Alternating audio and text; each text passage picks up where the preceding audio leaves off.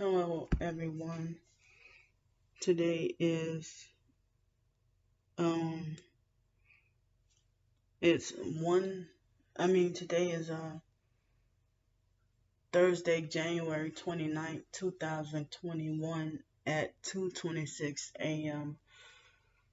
So my anxiety is really high and I was going to wait till later on today, but it's like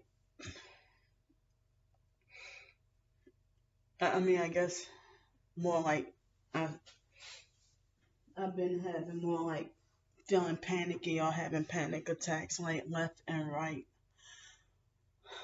And it's like at the moment I'm feeling like on the verge of crying, you know, and trying to hold back tears about how I'm feeling and stuff like that, you know. So it's like, and I'm sorry if I may sound repetitive, but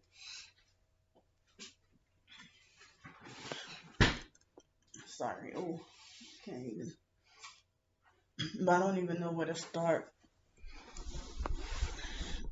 Um, and talking about what's on my mind,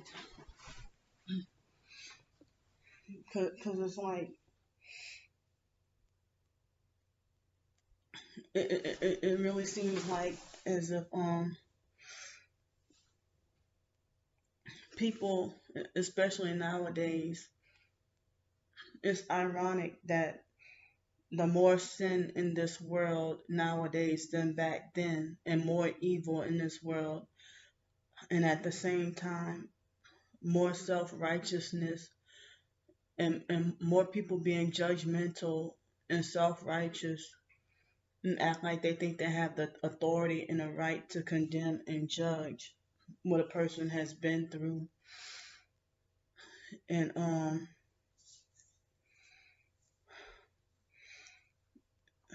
I'm just, y'all, forgive me. I don't even know if this video will upload before the other one that I did on my phone. But it's like due to my past, present, and future traumas and abuses, you know, it really seems like people are just judgmental and insensitive and act like they just want to, you know, stay away from you and avoid you and insinuate that you're the problem, and that they'll make it like as if you attract that energy. That's new age, and the fake law of attraction, that's new age, and it's not even biblical. If they'll make it like as if you attract certain energy, or and even with the lady I talked to last night, well, yeah, a few hours ago on the phone, she made it like as if, I know that well, she never told me if this was her first time hearing about gang stalking. That's the lady who's supposed to have me, to come stay by her, but I don't even know if that's guaranteed or promised.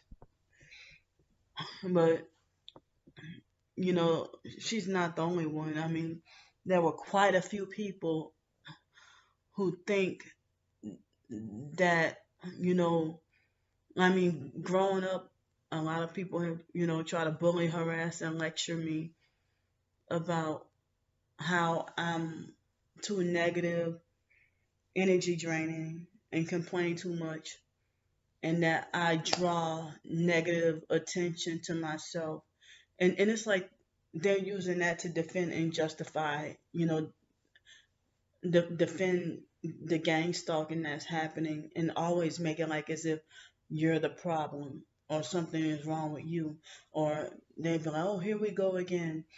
It's always somebody doing something to you, huh? Like a narcissistic control freak fake friend would tell me stuff like that, you know. So, or they might be like, if you have a complaint about everybody, it's you who's the problem. But I remember when I tried to do the vocal rehab in summer 2019, and that lady, it was her last day of work, and she brainwashed my actual vocal rehab counselor. That was like the supervisor, and she actually brainwashed the counselor to treat me a certain way. They probably would have done that anyway because of gang stalking and perping, but I talked about the challenges and stuff like that, and I don't know why people will feel the need to not believe us people with disabilities being constantly picked on and persecuted and abused. I mean, y'all know how, and it's like in this society, it's been for a long time that homosexuals, LGBTQ, whatever weirdo um, community, um, they get more sympathy and compassion than people. I mean, and they choose to be that way. Some people, they might feel like, if they get angry and they feel like God made them that way, or when she didn't, but if they decide they want to be homosexual or tranny or whatever as a result of abuse, and then also the mainstream media pushing that agenda for depopulation purposes. So, and also set people up to go to hell. But us being disabled, I mean, especially being born this way or made this way,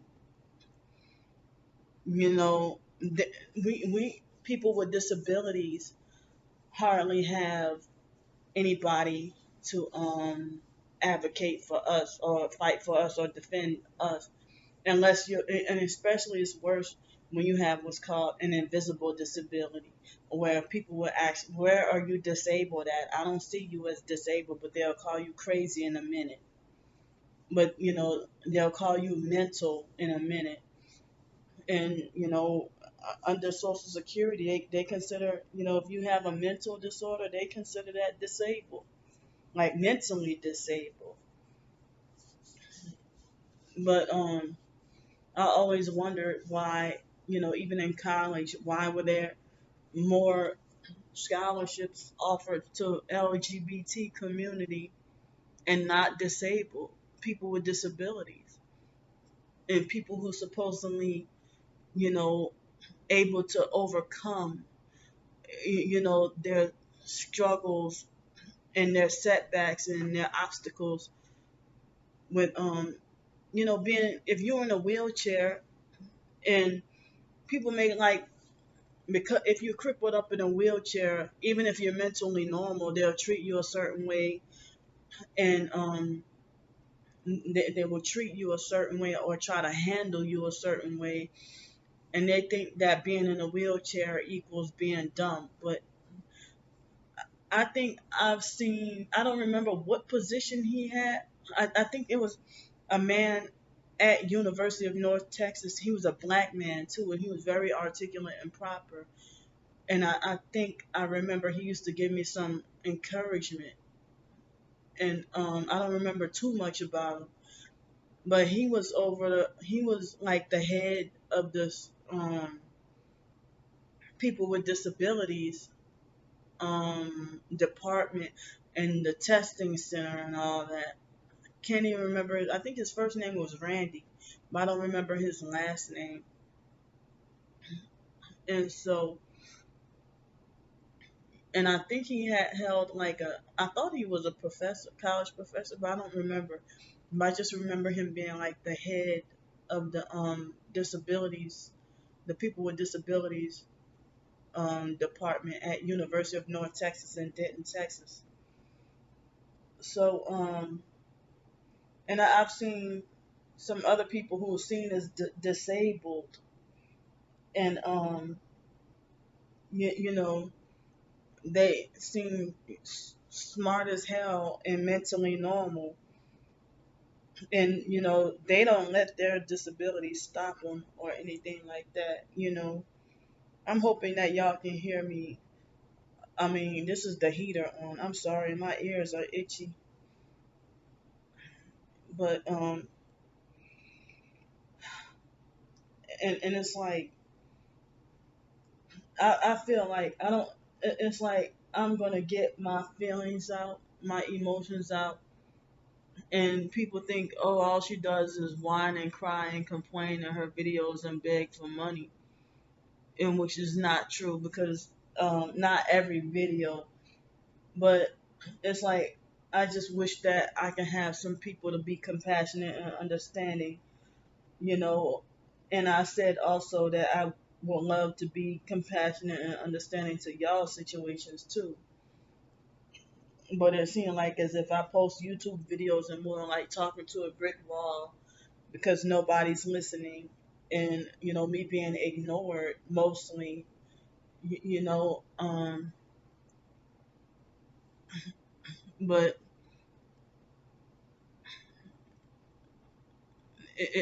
and then some people say that it's not other people's job to try to understand what you went through and stuff like that.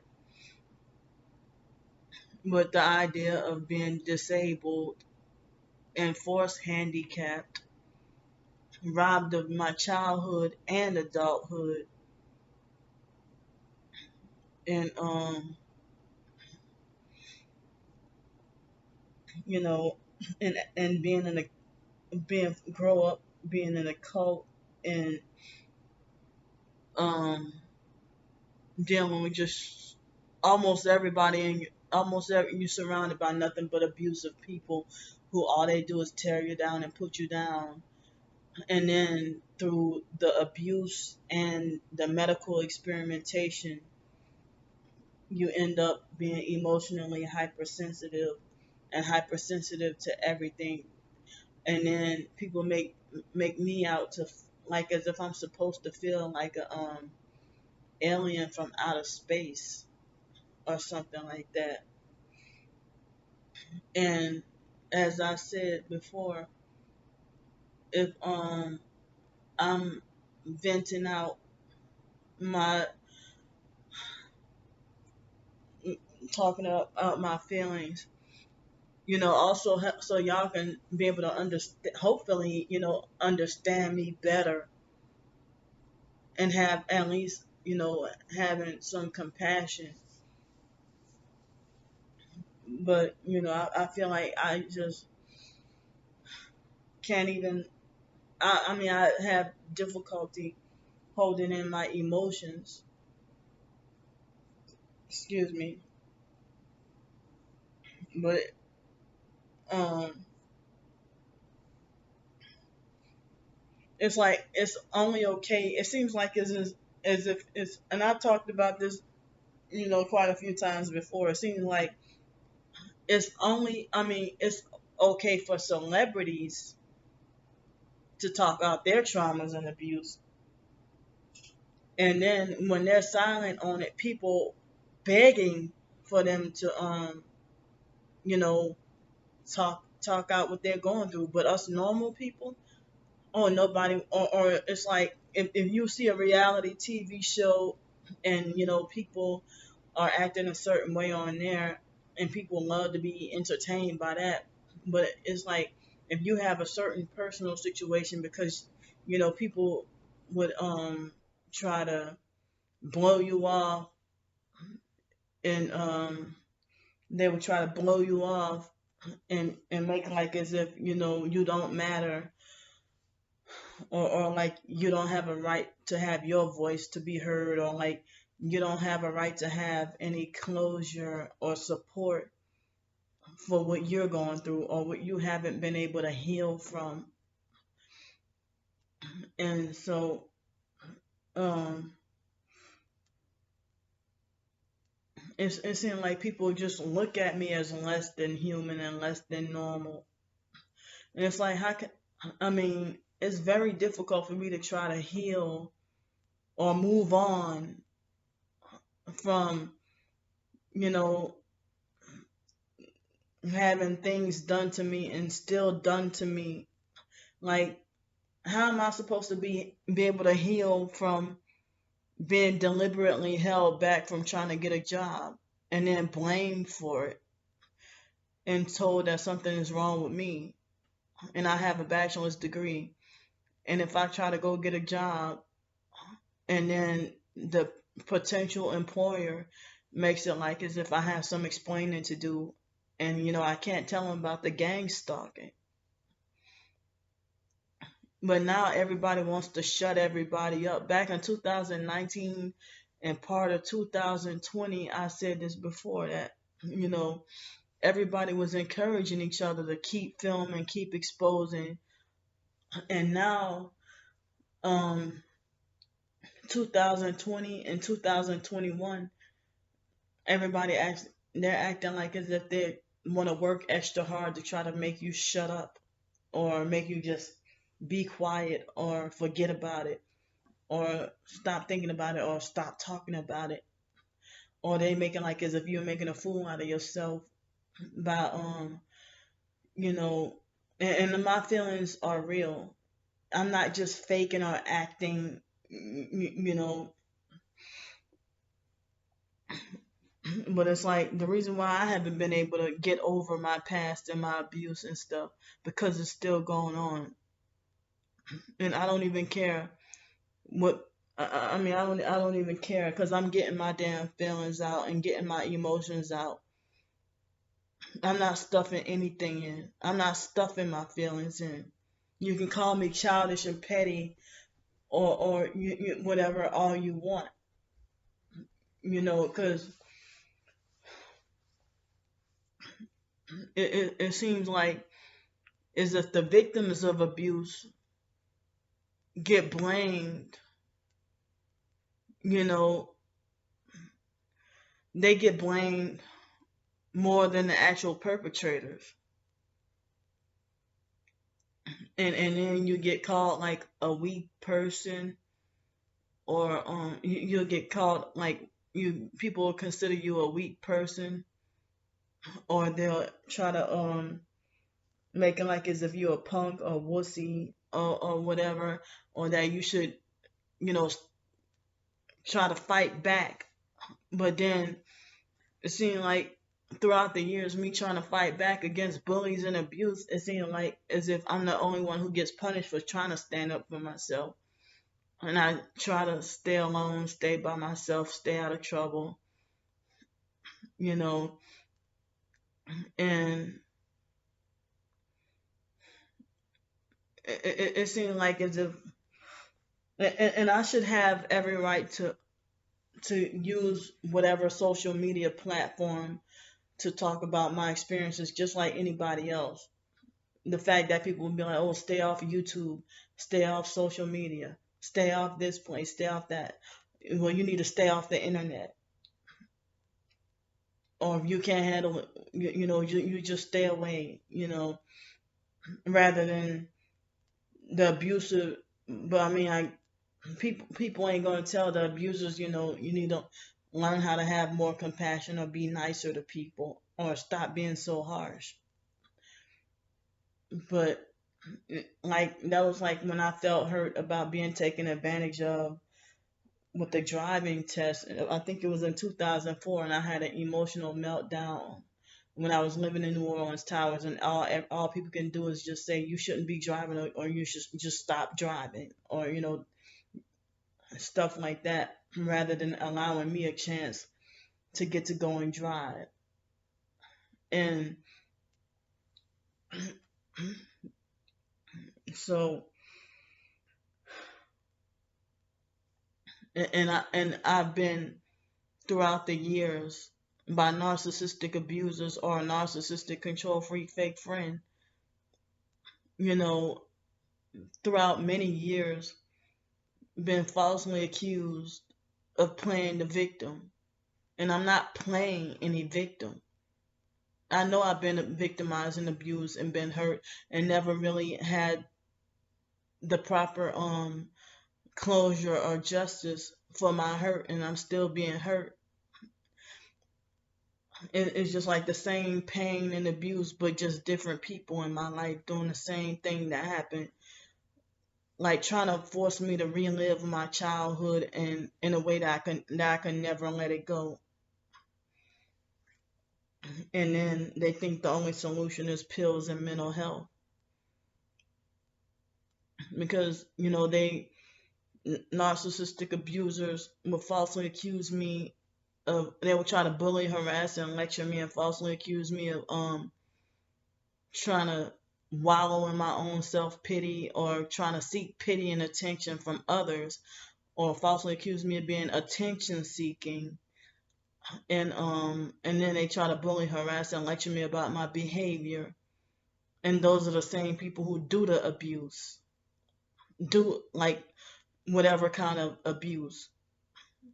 Like the foster brother-in-law Brian, who I call Greedy Dykes, the foster sister Shelley's husband Brian, try to bully, harass, and lecture me and tell me that I put myself in a position to deserve to be abused, and that I keep putting my hand back in the fire, and that I keep going back. Well, I mean, well, how are you able to give me such advice if you're an abusive person yourself, but you act like you think you have such strong wisdom? And if the foster mom herself is an abusive woman, how would she call me a fool by associating with other people who I didn't know what would happen, and then later on they turn to use and take advantage of me? But it seemed like as if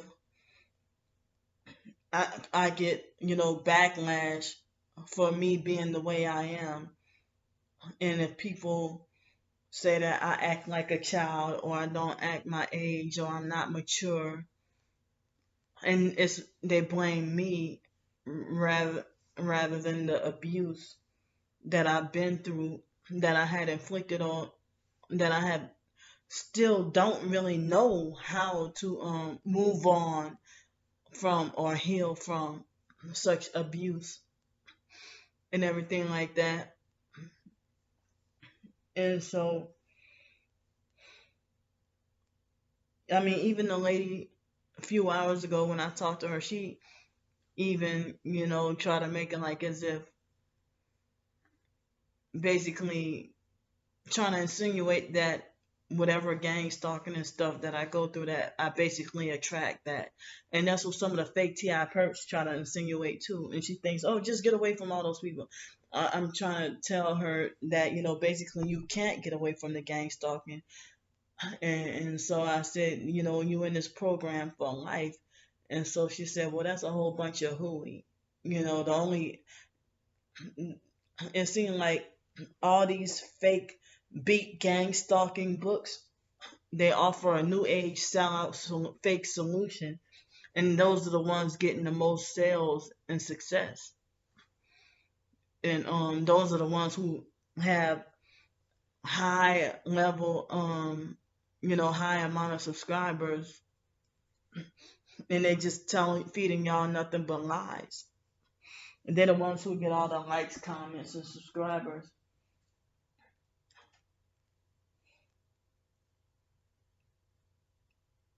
And so it's like I, you know, have difficulty properly expressing verbally, my emotions and how I'm feeling and what I've been through. And it's made to look like, you know, I'm 37 years old and being actually told that 2-year-old babies have more common sense than I do. And so then I'm supposed to walk around feeling inferior to every human being on the face of this earth, like as if I'm the worst human, like I'm the worst scum or the worst human being on this earth. and that everybody's superior, everybody's better, everybody's higher than me. And then, I have to hear lectures about why you shouldn't compare yourself to other people and stuff like that. I've been hearing that throughout the years about comparing myself, but it's like if you're not gang stalked and you nobody's stopping you from working and you have a college degree, but for me to just be blocked from everything with no hope for any opportunity, and then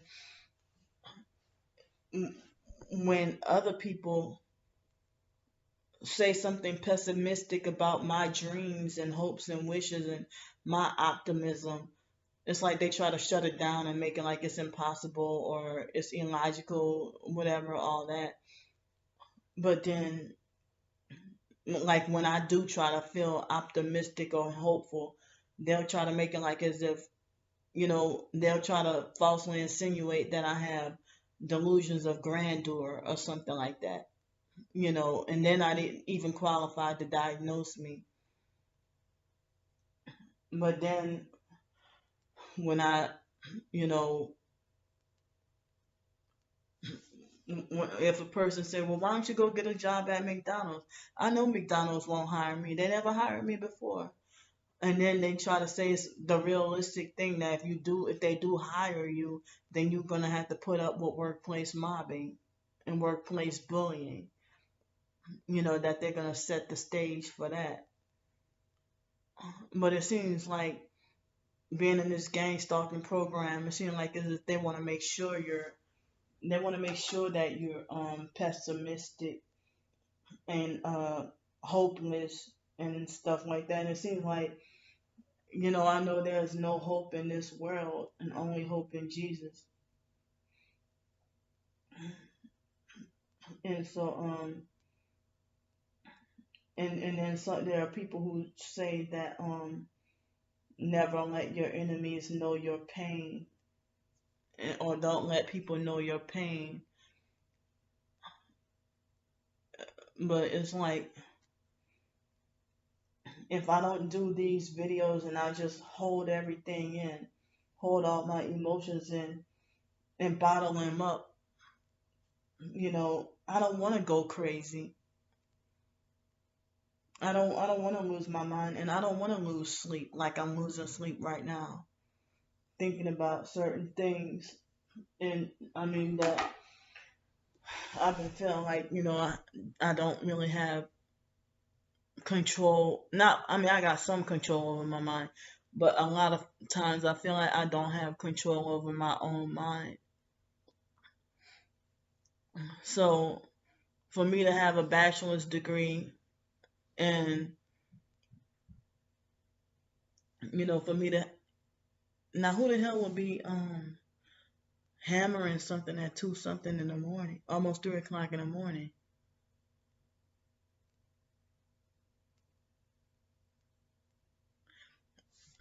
But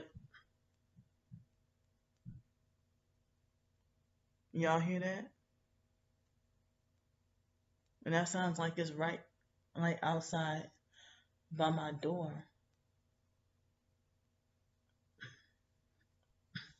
But the fact that they're doing this at almost 3 o'clock in the morning is making me feel unsafe.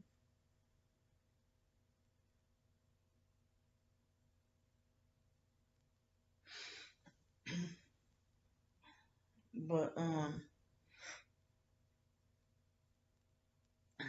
I mean, I did a video talking about how it seemed like foster children are seen as like throwaway kids, and homeless people are seen as throwaway, and that's part of the eugenics program. I still have a lot to learn myself, but I hate walking around here and being manipulated into feeling like the shittiest person and the lowest and the worst person, and being made to feel like as if I lack common sense and like everybody's smarter than me. And people making like as if I'm just an attention seeking petty little whiny baby. And it seemed like they all huddled together and be like, oh, I stopped listening to that crazy bitch a long time ago. Or, oh, I stopped listening to her a long time ago. You know, and so it's like only certain people are encouraged and allowed to speak out against their abuses. But if you're seen by society as a nobody, then you're not allowed to, be vocal about your abuse and that what you went through. And people think you should just move on and forgive the abusers and stop being negative and and just let it go. And um, they think you should just let it go and stop dwelling on the negative and stop dwelling on the past while they continue to hurt you. And it seems like my past never left me because I'm still being hurt and abused and being deprived from everything. And it's like I need to be rehabilitated or, on, how, if y'all want to feel like I'm childish and I was robbed of both my childhood and adulthood, because being robbed of my childhood, being isolated and locked in the house all day cleaning up, and then deprived of my adulthood, that I would be expected to act like an adult and be responsible and have common sense to know everything, and then and then get treated with extra abuse because I'm not meeting up with society's standards on what society means to act like an adult and be mature. But the same people who tell me to act like an adult and be mature, those are narcissistic abusers who bully, harass, and laugh at me. If you're childish enough to gang stalk and follow me around everywhere, but at the same time you're telling me I'm childish and need to grow up, but you follow and harass me everywhere. And so I'm sorry if I'm sounding repetitive. One thing that tripped me out is if some people who claim that they've been abused or been through abuse, and then I've had that happen too. People who they claim that they've been abused too, but then they act insensitive to you still feeling hurt and not healing about your abuse and stuff like that. And then, like the biological drunk Yvonne tried to tell me in 2018 that I had to forgive, but guess what? She didn't practice what she preached because she's still holding a grudge against me from that one argument. It's been over 2 years, and I'm not even on her. They hate me so much that I'm not even on their minds. But she got drunk and picked the argument with me, and I never even got any closure from her doing that to me. And then know-it-all narcissists who are strangers, they just automatically falsely assume that I burn my bridges from my family. And it's like my family, because of lies and false rumors and slander, certain family members hated me before they can get to know me and just decided to want nothing to do with me. So why am I being treated like this if I'm supposed to be considered of the light, and if I'm supposed to be considered, a beautiful soul, and you know, if I'm supposed to have this, spiritual light, why am I being treated like I'm the most retarded person on the face of this earth? And so, this is my therapy and letting it out. I mean, even online, I've had in years ago too, dealing with people who've been a victim of certain kind of abuse, or they'll think that they're better because their abuse is, they claim that their abuse was worse than yours, or they made it like as if they overcame their abuse, so they figure that you should be able to just be quiet and shut up and be healed already too. So, and I one thing I'm struggling with forgiving people when I know I'm supposed to, but it's a struggle for me because they get rewarded and praised for their abuse while I get blamed for the abuse done to me. And they think people think I'm childish for talking about what's not fair. And I remember at the beginning of my serious Illuminati research, I mean, I did some bits and pieces in 2010, but I started to get kind of serious in 2011.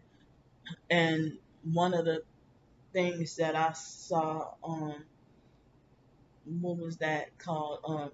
The dumbing down of society. And it was like in a counseling office, and they had a little list of, dumbing down, not Charlotte Isserbert's big 700 something page PDF file, but I'm talking about this little poster or whatever. In one way, they try to say dumbing down society is to say that life is not fair, get used to it. But it's so much favoritism and lack of compassion and lack of love in this world, and people handpick who to love and care about and who to be supportive towards, based on outward appearance and looks mainly. And it's like the way life is, I get treated this way with lack of sympathy, empathy, and compassion is because I'm black. And, black people don't show any love, support, or compassion towards their own kind, and they throw their own kind under the bus and just the most brutal and cruel. But then they're the main ones who talk about the white man or the rich white men in power oppressing us. But then black people do their own kind way much more dirty.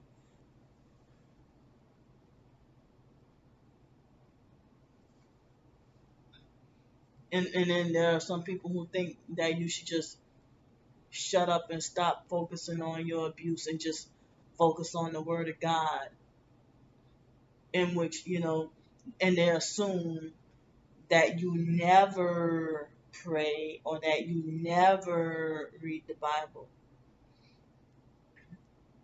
And it's like Lisa Ruby and Miss Crazy, Crazy Tracy Broadhurst. They were religious sociopaths or religious narcissistic abusers who try to say that at the judgment day God won't accept I was abused, and like they say it in a way like they were mocking me. And so Miss Tracy tries to talk like she's a woke Christian, woke to the truth, a Christian truther who's silenced and censored, but she freaking sold out and is like an exploitative and fake, and that she elevates her website above the Bible and the Word of God. That only saved people can read her websites and get information off her websites, or else you don't even deserve to talk to her. If you got one sin in your life, you're not worthy to talk to her. And so it seemed like a lot of people who are associated with the New Age movement itself, New Age movement, the Freemasonry, the Word of Faith movement, Pentecostal, Black Hebrew Israelites, whatever other false religion, denomination, and cult right there, seeming like it's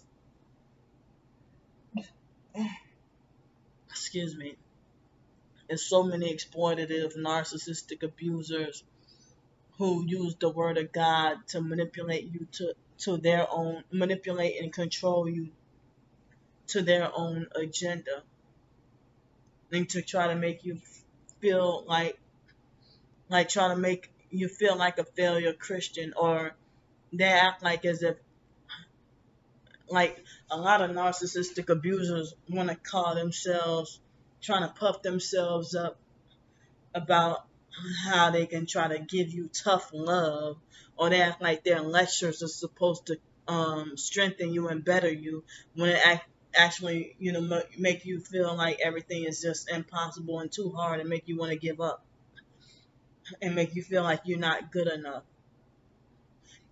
But they act like as if they're so-called tough love, which is actually abuse lectures. It's supposed to make you.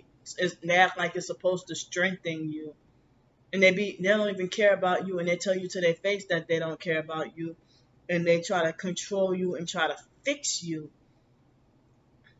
but they're not interested in you flourishing and bettering yourself. They just want to act like they think that they're God, and try to mold and control you to their liking and what pleases them, and then they'll still never be satisfied, and it seems like it's all a game. And then they try to bully, harass, and lecture you about how you act like a hamster on a wheel, and how you never want to change, but you try to change and they block you from changing, or you try to better yourself and you have to hear condemnation and a lecture for trying to venture out and do something, take matters into your own hands and try to do something to better yourself. And then they're the same people who try to make it like as if you're such a loser that you've been in the same situation for 20 years and never try to change it, when in fact you have tried to make certain avenues to change, and then they block and stop it. And that's what the gang stalking perps, they do that as well. I'm getting my story out. I'm getting my feelings out. Somebody's gonna listen. Somebody's gonna be supportive. And so it's like I ate mainly 2 meals yesterday, but I gave in, and also feeling just too bad, and feeling like lately for the past couple of weeks not knowing how to handle my emotions, and trying to avoid feeling a certain way, you know, and it's very hard to keep being beat down every day and then trying to pick yourself back up again. But I'm not trying to just tell all my business or try to seek pity and attention, and I'm not trying to you know encourage the perps to thrive off of my pain. But I'm it's like narcissistic abusers, when you try to better yourself, they kick you down even harder. When you try to get back up, they kick you down even harder. Or when you're already down, they kick you down even harder. And they just want to find whatever reason to, whether you're trying to pick yourself back up or if you're already beat down, they want to keep kicking you down just even harder and make sure you stay down. And they make you feel like you're the most ain't shit kind of living being on the face of this earth. Like you're just so unworthy and undeserving of everything. And then they're the first to try to bully, harass, and lecture you about, and try to say that you worry about what other people have, or that you're covetous, or you're greedy, and stuff like that. But okay, the money that the foster mom took from me, people be like, "Oh, that's the past. Let it go." You still stuck on that, because it didn't happen to you. It's like, they hit my left side, my head. So it's like, the foster mom, they hit me on my left head by my temple so bad, See, I get condemned for even saying, I get condemned for even saying what torture they using with the energy weapons. They will mock me, like the fake TI perps and regular perps will try to mock me about the forced diarrhea and forced urination, and then call me pathetic and nasty and just be so abusive. But then they're the same ones who tell me that I'm childish and that I should ignore everything, while they're the same people who just being abusive and putting me down. Like the fake TI perp Tony White, he created another page, and I know that was him. That he creates a new account every 2 weeks. Excuse me, trying to come and harass me, and he came on my page yesterday, and it's like y'all freaking ridiculous. If you claim you're targeted, you can't call me crazy. You can't say I need help. And then they're narcissistic fake TI perps. They're more harsh and abusive than the regular perps. And so, you know, they're more harsh and abusive than the regular perps. And then he tried to put up a fake account and call it Darren G. And then I knew, and I knew that was him. And so he came on my page harassing me again and falsely accused me of being a fake TI perp when it's actually him, and he's a druggie. And he also falsely accused me of trying to say, look at you, you chase people like a dog, and you chase after people like a dog. I'm like, well, damn, harsh how harsh can you get that you compare me to a dog, saying that I chase people like a dog? And I've been hardly much getting any support. Even when I do try to be positive and optimistic, y'all want to falsely assume that everything I do or say is just negative, because y'all projecting that y'all only feel negative about me. Everything I do or say, you just have a problem with my mere existence, and y'all don't want to see me happy.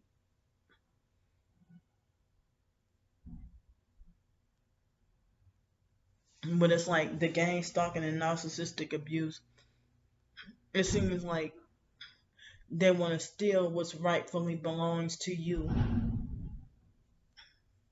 They want to take what rightfully belongs to you and leave you destitute, leave you with nothing. And then when you feel sad about it, they want to talk about you worry about what other people have, or you being covetous or greedy or money hungry, or everything like that. And that's not what you're trying to do.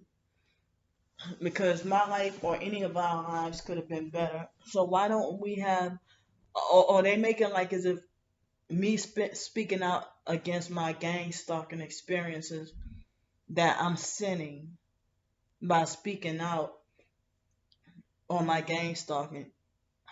And as I said, it seems like it's always the victim of abuse always has to hear a lecture, a fake tough love lecture.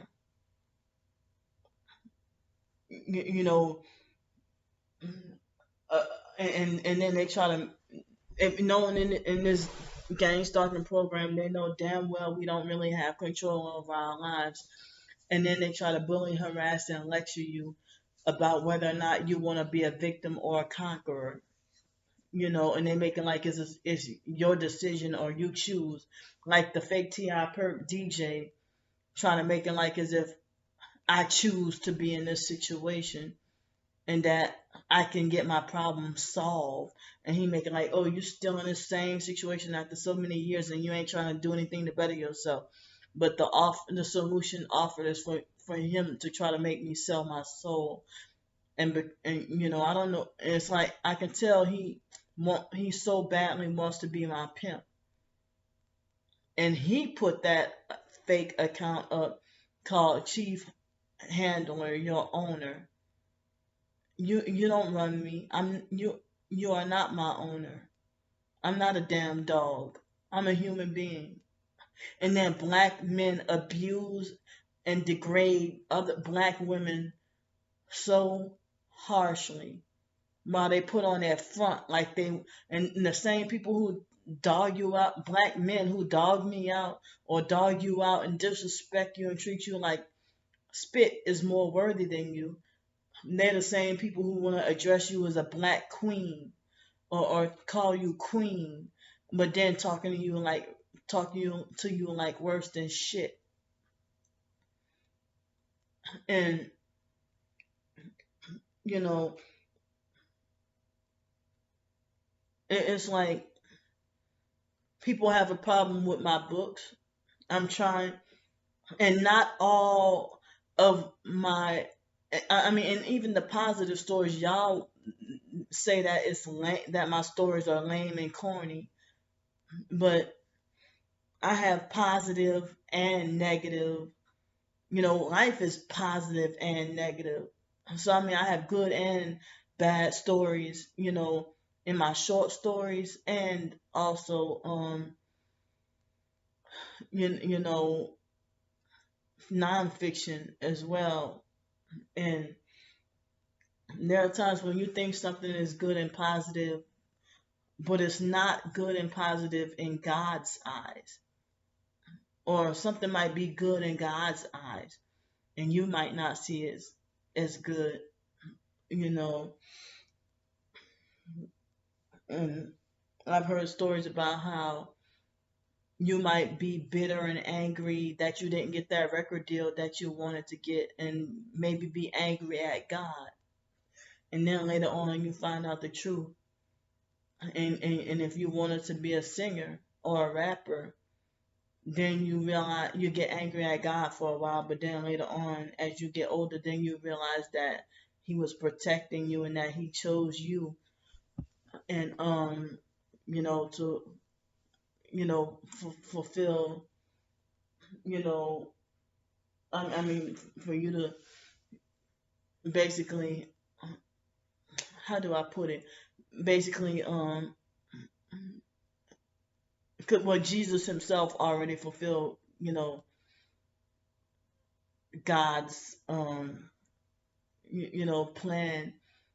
And and I know we have to say that the devil has already won, but I don't like the fact that the victim of abuse is always have to be the one to hear the lectures, always have to be the one blamed, always have to be the one to be called mentally ill and forced to have a life sentence of mental health for the rest of their lives because they've been abused whatever kind of way when they were little, and then they're the ones who are seen with the problem, or the schizophrenic or crazy one or bipolar, or they use the extreme ones, not the light ones like depression and stuff, but they'll call you mental, psychotic, put you on heavy medications, and it's part of the freaking programming, the MK Ultra and the mind control programming and abuse.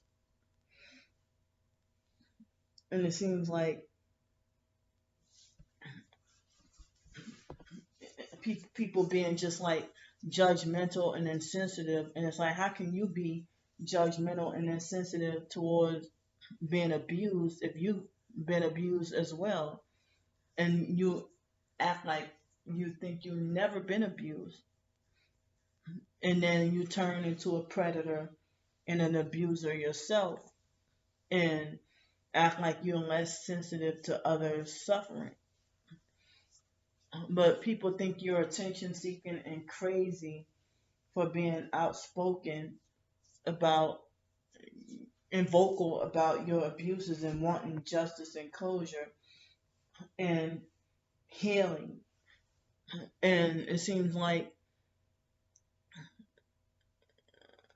people make it like as if you're the fool if you keep quote unquote dwelling on it while the abusers keep going on about their lives. But they're keeping us down and not allowing us to you know, if they set us up for destruction and failure and succeed at it, and continue to sleep, go like if you're a gang stalking perp and you kill somebody's pet, and then that person is sad and you can sleep, you can go to bed at night without having a care in the world, or commit any other crime towards a person and get away with it, and you think you're better because you never got caught.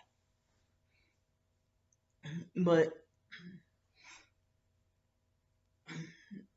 you know, I've dealt throughout many years of my life of you know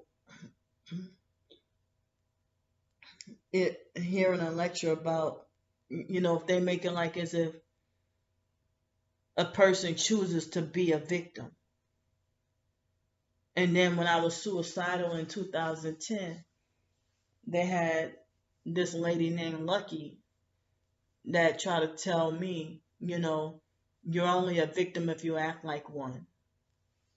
And I'm like, what? How? That's pretty insensitive, because I knew her through being a fan of Aaliyah.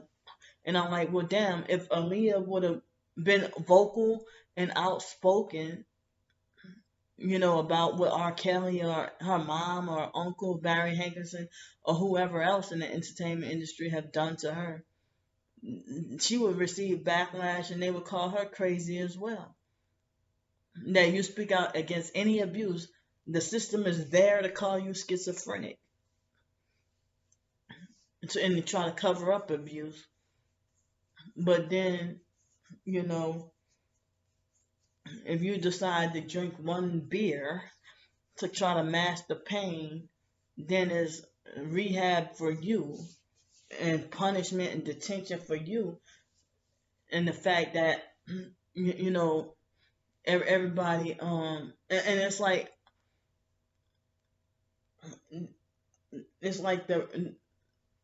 I forgot, I kind of lost my train of thought, but all this rehab and stuff like that for you, and psychiatry never healed me. So what's the point of keep going for all these years if they never helped me feel better? And what's the point of being forced to worship pills? But I was watching again, you know, they had more updates on B2K and Chris Stokes and their abuse.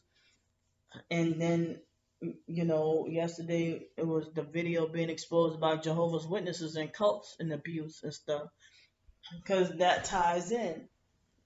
Because Chris Stokes and Marcus Houston part of the fake Jehovah's Witnesses cult.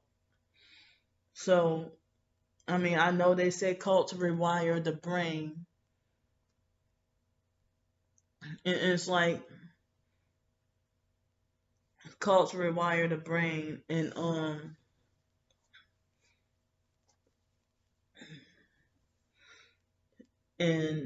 it seems like they said that you're still mentally stuck in the age when the abuse first happened, but if I've tried on my own to be independent and do grown up things and get yelled at or get blocked or not allowed to do that, and the foster mom thought that she was still going to have control over me after I became an adult. And, it's like I didn't realize I was breaking the programming. But it's like tonight I almost felt like I was in my old habits, that I had 2 snacks out of the snack machine in the middle of the night and I was still hungry. I set myself up, I guess, because for dinner, for breakfast, I had that one peanut butter sandwich with honey on it and some cherry juice, and then no lunch. And then for dinner, I had those potatoes, one boiled egg, the can of sardines, and one pod of tamarind, because I don't know how much you're supposed to eat, and 2 pieces of that golden kiwi. And that's all I ate for dinner. And then I don't know why I'm feeling like I'm missing something, but I think that's all I ate. Um, and then later on, I had like a small bag of cookies and some sour cream and chive crackers, and was still hungry. And I felt like, why am I so hungry like this? But it's like for many years with my abuse, the for many years with the abuse that I went through, it's like, well, I talked about this before about using food to mask the pain and being a glutton and also being on those psychiatric medications too. Um, but I'm not as gluttonous as I used to be. And, people didn't call me greedy out of the kindness. I mean, because they cared about me and didn't want me to self destruct. And I was self destructing back then. And it's like people leave you to just suffer by yourself and think you deserve as a punishment to like nobody really trying to help you because they care. It's like they just either want to control and dominate, or they just want to kick back and laugh and make fun.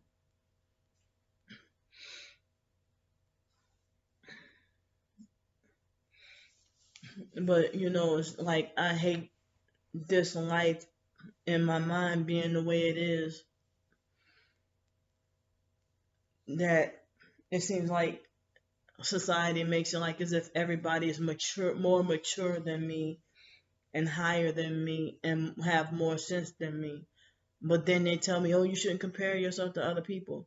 Or what I told you about comparing yourself to people. But at the same time, like you comparing me to others and comparing me to my own twin sister on purpose to set us up to get into arguments and fuss and fight and stuff and get us to hate each other and be bitter and grudgeful and stuff like that. But like the foster mom's so-called cousin Nada, I don't even know if they were truly cousins, but Nada had a daughter named Karen, and she was used to hurt me, both her and her mom, Karen and her mom Nada. I didn't realize until like they used to play all kinds of psychological games and bully, harass, and lecture me and hurt me, you know, and I didn't know back then. But at first they were nice and they used to love me. But then it didn't take very long for them to play all kinds of psychological games. And you know what? I grew up around, you know, grudgeful, narcissistic abusers who would hurt me, and then I would feel bad, and I apologize, and I have to be the one who, I'm like, why do I have to always be the one who's sorry? Excuse me. And they would be like, well, I don't want to hear none of your sorries neither. And then they would grudge against me when I would try to seek forgiveness almost immediately after an argument or a fight. And then I have to get told that people have a right to grudge against me, but I get raped, and then I get told that I deserve Tourette's and whatever disease for not forgiving the rapist immediately. While I almost got arrested because they wanted to defend and side with the rapist, and they falsely accused me of lying on a police report when I was telling the truth. And a Masonic sellout police officer freaking when he was a white man too, but white people can be sellouts too, and other races too. It's not just black people, but traitor, sellout. So his the officer named John Green when I got raped, and he twisted my story and added in stuff I never said, and I almost got arrested. And he at first led me on to think that he was on my side, but then he tried to intimidate me and ask me, why did you let him in your house? And it's like, You shouldn't be asking me, oh, why did you let him in your house? You don't even know what could have happened. If he could have broken and you just saying, oh, why did you let him in your house? Or people like narcissistic abusers will be like, you keep letting all these men in your house. Wait a minute. I stay to myself. You know, I don't make friends, at least not anymore. So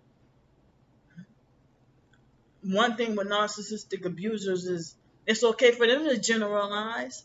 If something happened to you one time and they'll make it like as if it's something that you keep doing or you always do.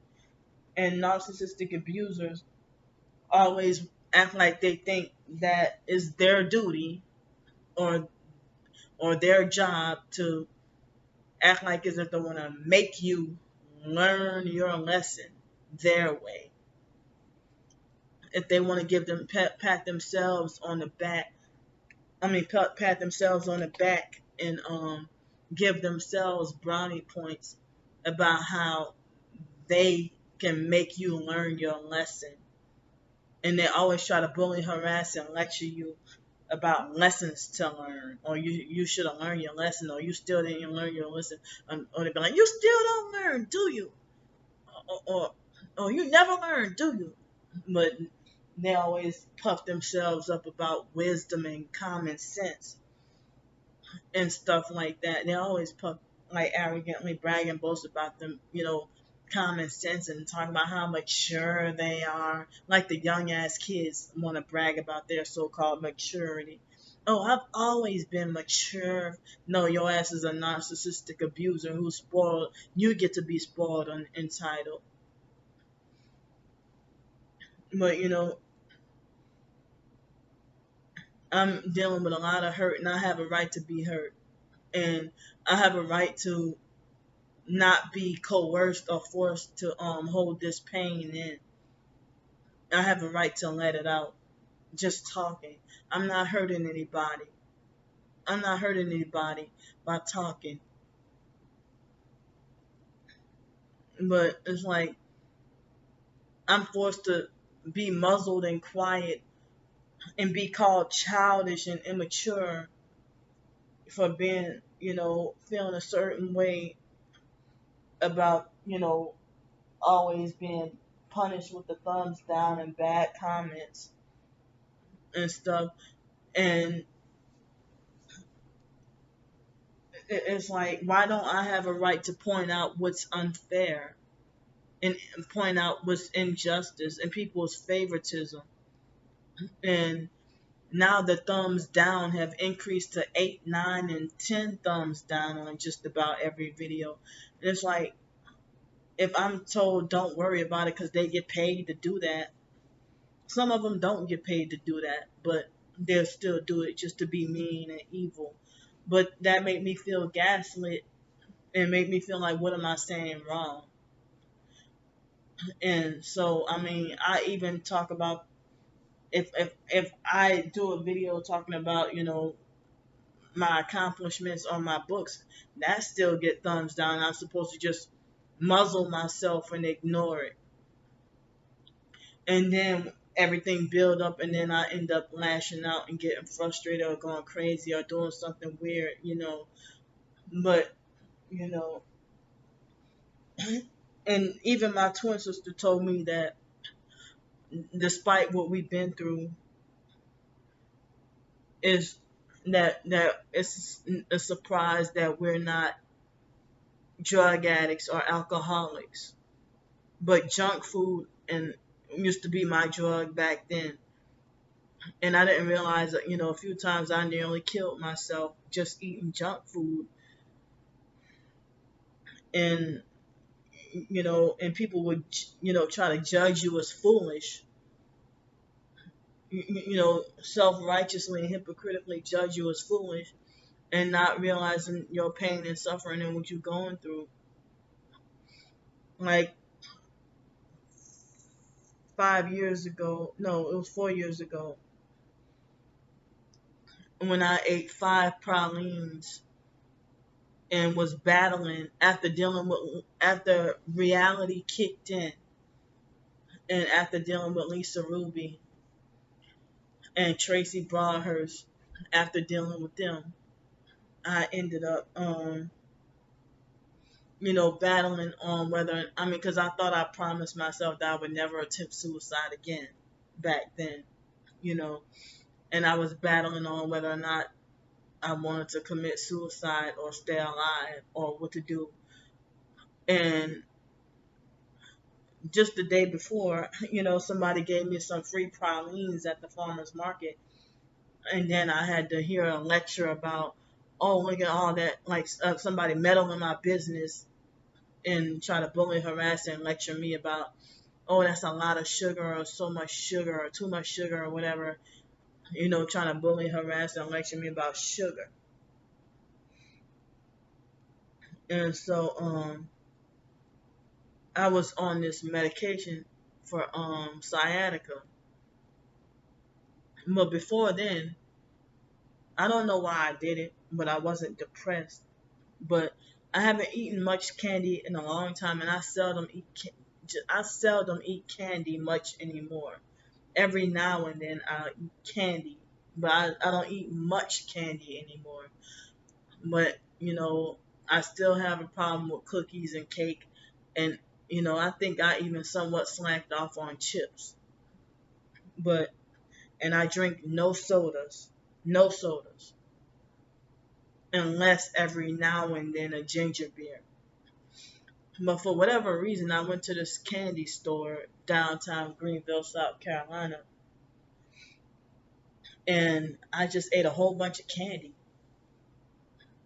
Not all of it, but I ate a lot of it. In the same way that when I was 8-year-old kid and it was Halloween, and but it wasn't in Halloween 4 years ago when I had the candy. I don't know why I did it, but maybe I was depressed and just don't remember.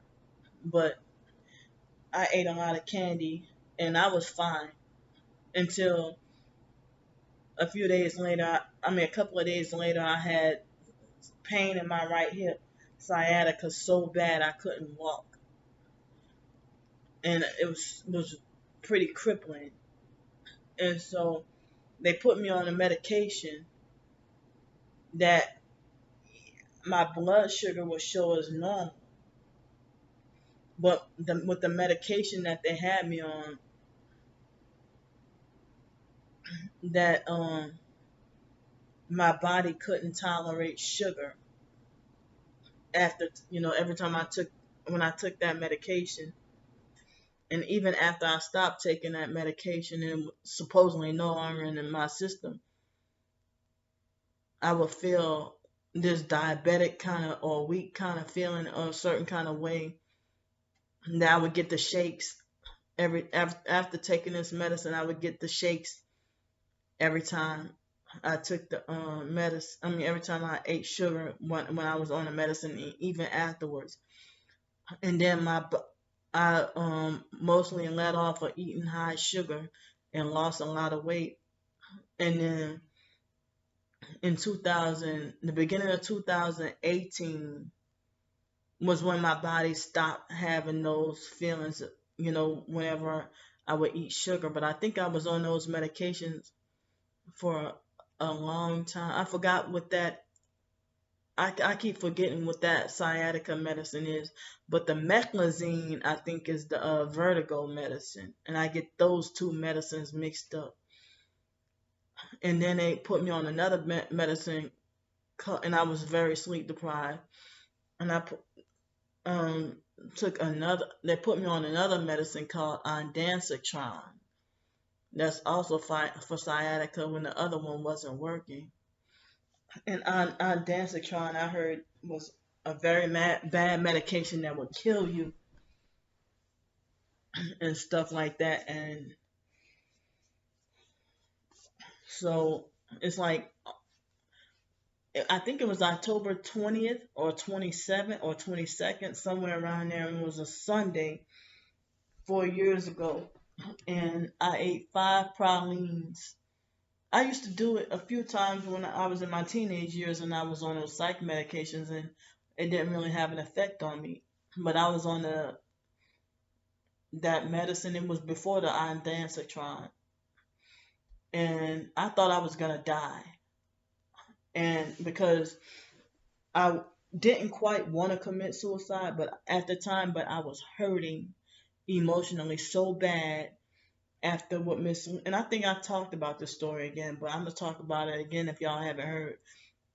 So I didn't know what was going on. I mean, I just knew that I was dealing with the vibrating torture and abuse, unbearable, and could not get any rest.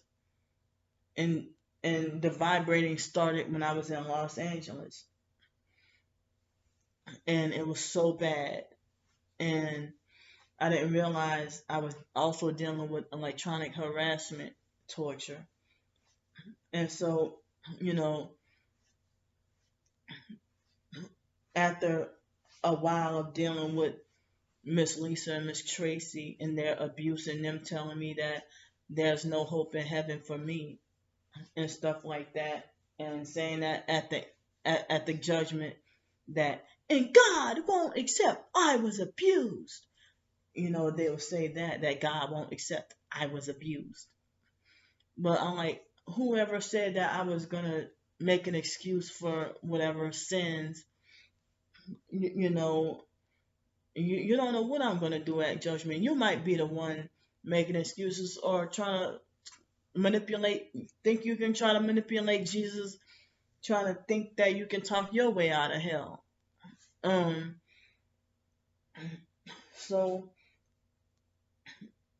after all the things they did and said in the using the Bible to manipulate and abuse me and spiritually abuse me and stuff and think it's funny and stuff, and I was like, why the hell would they use the Bible to play all kinds of psychological game and mental games and stuff? But I know that Miss Lisa Ruby was trying. She also, was trying to be my handler, and it didn't work. And I'm glad that God helped me break free. But people like them and religious sociopaths and religious abusers are the people who manipulate you into not even wanting to be a Christian. Or I guess that's what they're there for, to act like as if they think they're doing you good and think that they're encouraging you and toughing you up, but instead they're running you away or driving you away with their harshness and abuse. And they all people, narcissistic abusers, always try to make like, oh, you mad because I told the truth, or but it's actually they just want to be harsh and cruel because it makes them more powerful, not that they're telling any truth or anything. And then they get their flying monkeys to worship and agree with their abusive harsh statements that's downright just cruel. And the Bible says words do hurt. So I the next morning, after I got the pralines, because somebody gave me some free ones in addition to the ones that I already bought. I think I bought 5 and then got one for free or something like that. And then I don't remember exactly how, but I know I ate a praline that Saturday, and then I had to hear lectures about too much sugar. And I'm like, who was this? I'm like, and that's what narcissistic abusers do. That, like, say for example, if I order a box of pizza, a narcissistic abuser, I would hear lectures about being greedy, and they falsely assume that because I bought a box of pizza that I would eat the whole box in one sitting. I mean, you have never heard of a refrigerator and just getting 2 slices, and they would even say 2 slices of pizza is greedy. But I've seen skinny guys, who I went to high school with, who would eat a whole box of pizza and not share one slice, and then nothing medical happens to them, and you wonder how their asses still stay skinny. And they can eat like this every day because they were serving us Domino's every day in my senior year in high school. So I can't even, no matter how greedy, I can't even eat, you know, nowadays it seems like I can't even, the most I can eat is, 3 slices. I can't go no more than 3. But it depends on the size of the slice of pizza. I mean, at the pizza place downtown, Um, you know, I can be satiated with one big slice, but if I hadn't had much of anything to eat, I could eat two, but I definitely cannot eat three of those big slices.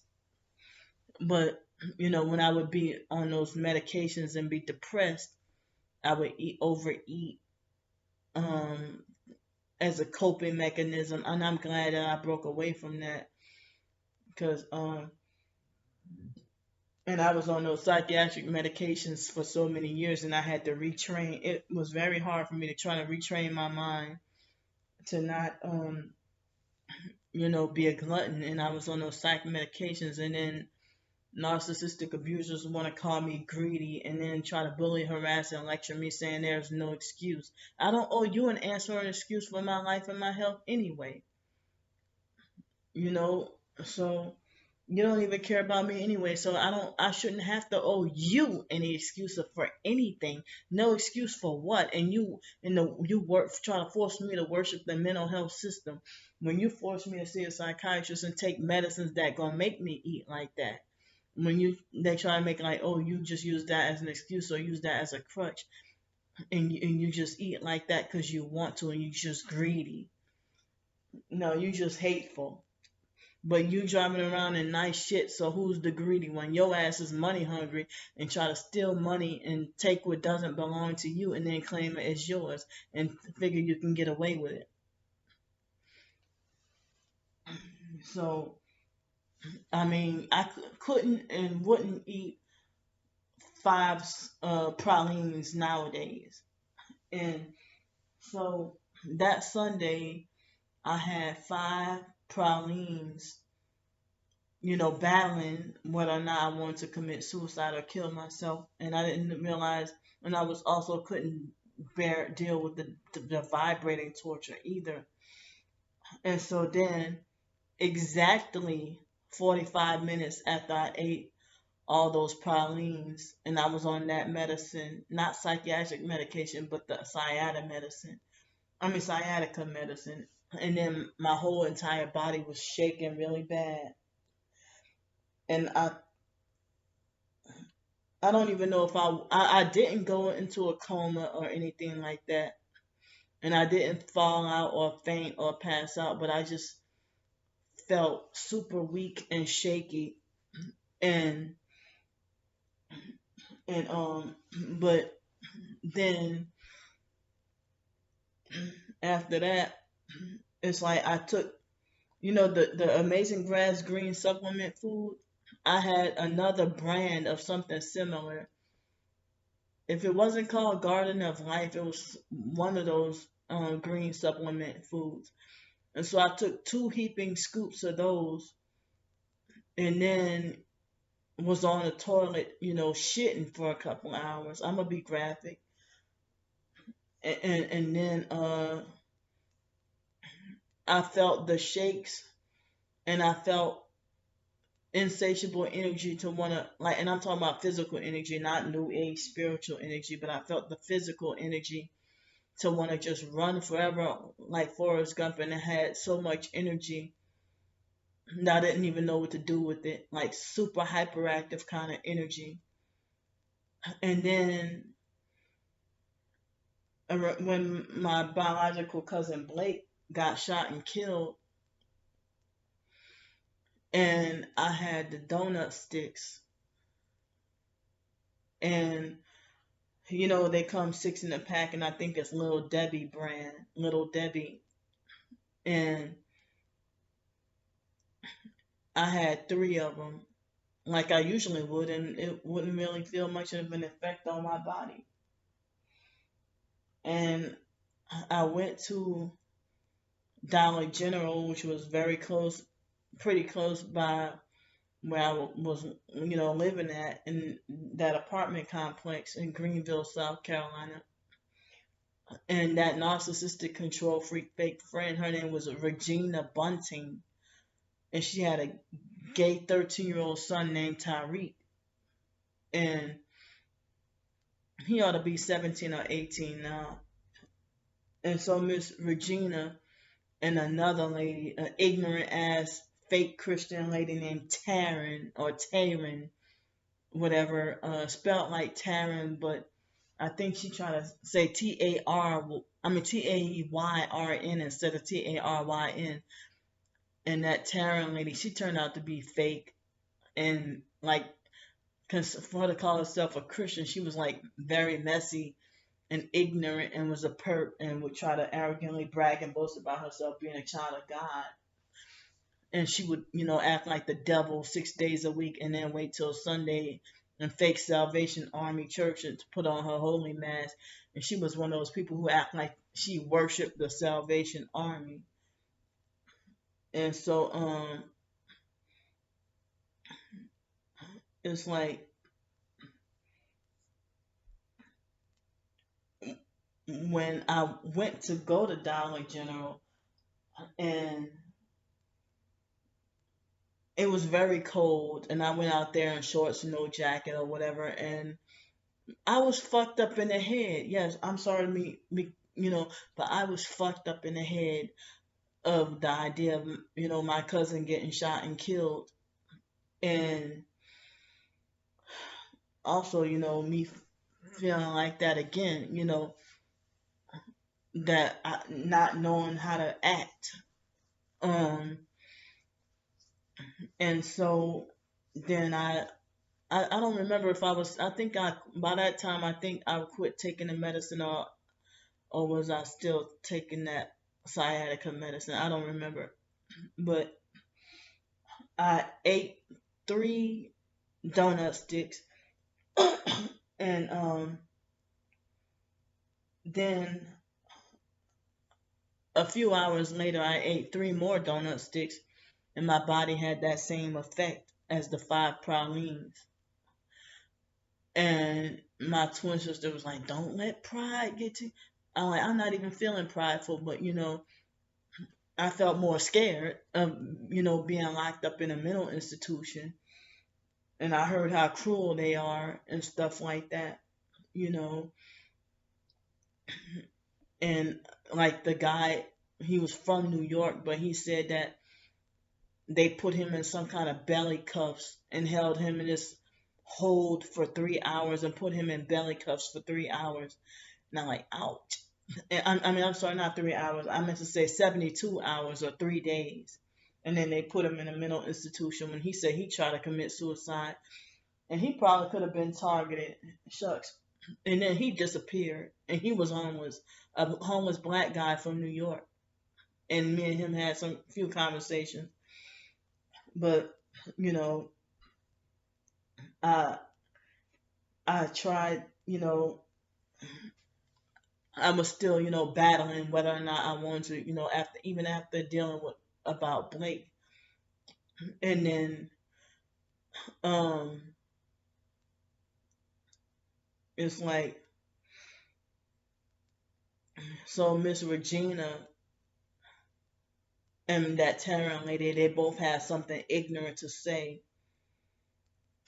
And I got mad and went off on them and I cussed them from A to Z and told them, about my cousin. I said, my cousin, I'm like, don't fuck with me, don't play with me. My cousin just died. Leave me the hell alone. Now it's not the time to be trying to make fun and mock and harass me,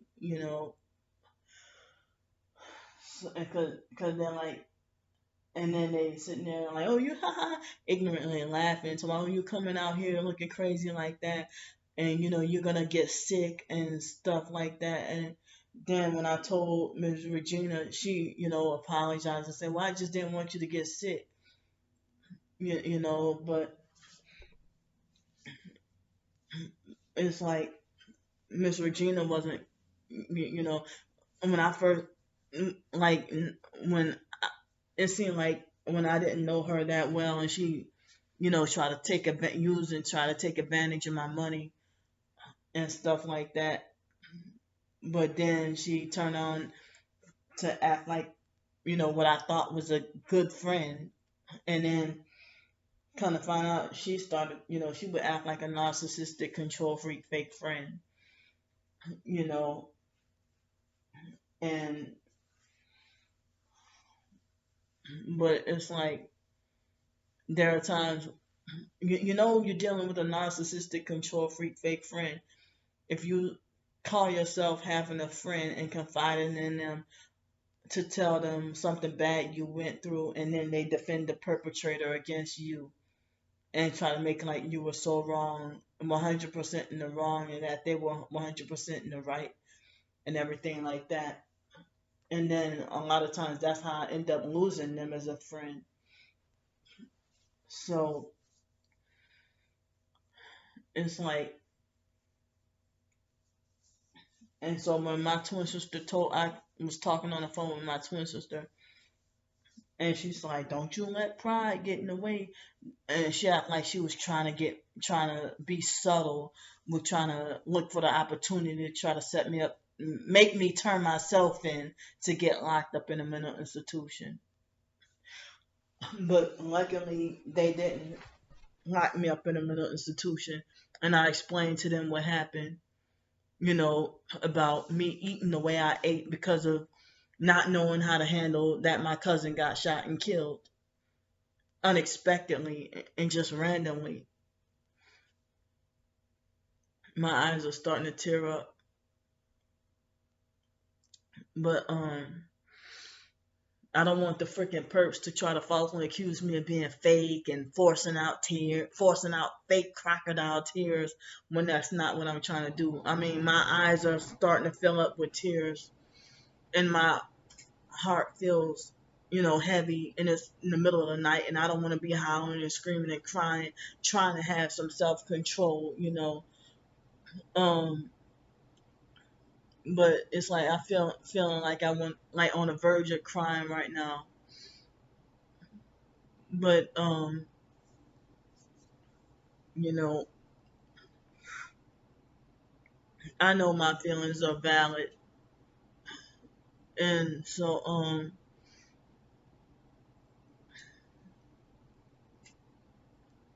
it's like I went through just so much, and then the day before, I think it was December 11th, that I almost lost my life when a white guy nearly succeeded at trying to run over me with this car, and there was a witness there, and and he was going so fast that I would have been dead.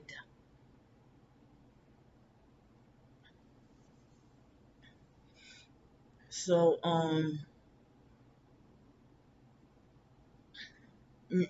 nowadays I'm too traumatized and too scared to even attempt to do anything harmful to myself or even other people. But I don't like,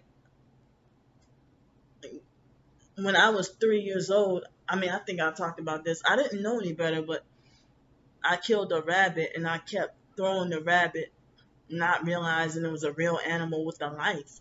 I was 3 and didn't realize that I did that as a result of me being abused. But as an adult, I never even tried to kill anybody as an adult, you know, but I've thrown things at people, got mad, lost my temper, have Tourette's outbursts and stuff like that, you know, but it seems like as if I have a little bit better control over my thoughts, but still struggle heavily. But I'll say I have like somewhat noticeable better control over my thoughts than when I was on those psychiatric medications. But I still battle heavy, unwanted, intrusive thoughts. Excuse me. And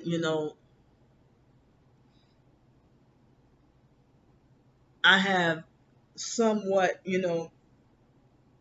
a significantly better um, self control over my anger, not being on those psych medications anymore. I'm with, I mean, depend. I mean, as long as I'm not going through anything serious, I have less suicide attempts. You know, not being on those psychiatric medications anymore. But I heard that the medication make you suicidal. It make you have suicidal ideation, or or they make you, you know, try to do all these things to you. And some people call that demonic possession from the sorcery or pharmakia from those psychiatric medications. That's why, I did the video a while back saying that God does not want people on God does not want his people on psychiatric medications. And First Peter 5:8 confirms that.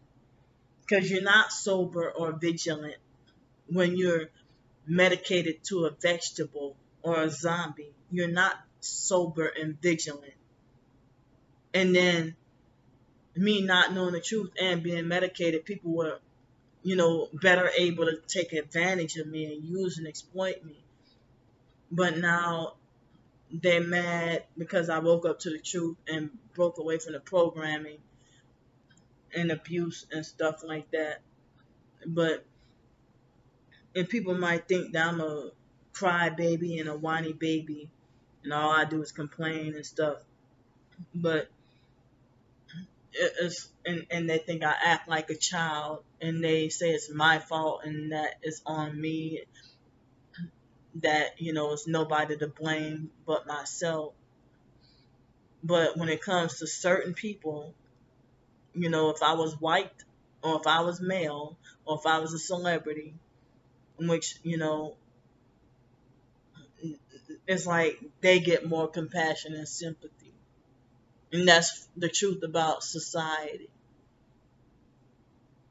And it seems like the victims are called crazy and just left to be hurt and be told to get over it. Or you have to hear lectures about being a victim or a victor. And but it seems like they talk like as if they trying to in one way they say that it's in their heart to try to strengthen you and better yourself, but you actually feeling more kicked down and beat up and feeling like a failure and feel like you just want to give up and just feeling more defeated rather than feeling empowered and strengthened and encouraged. you know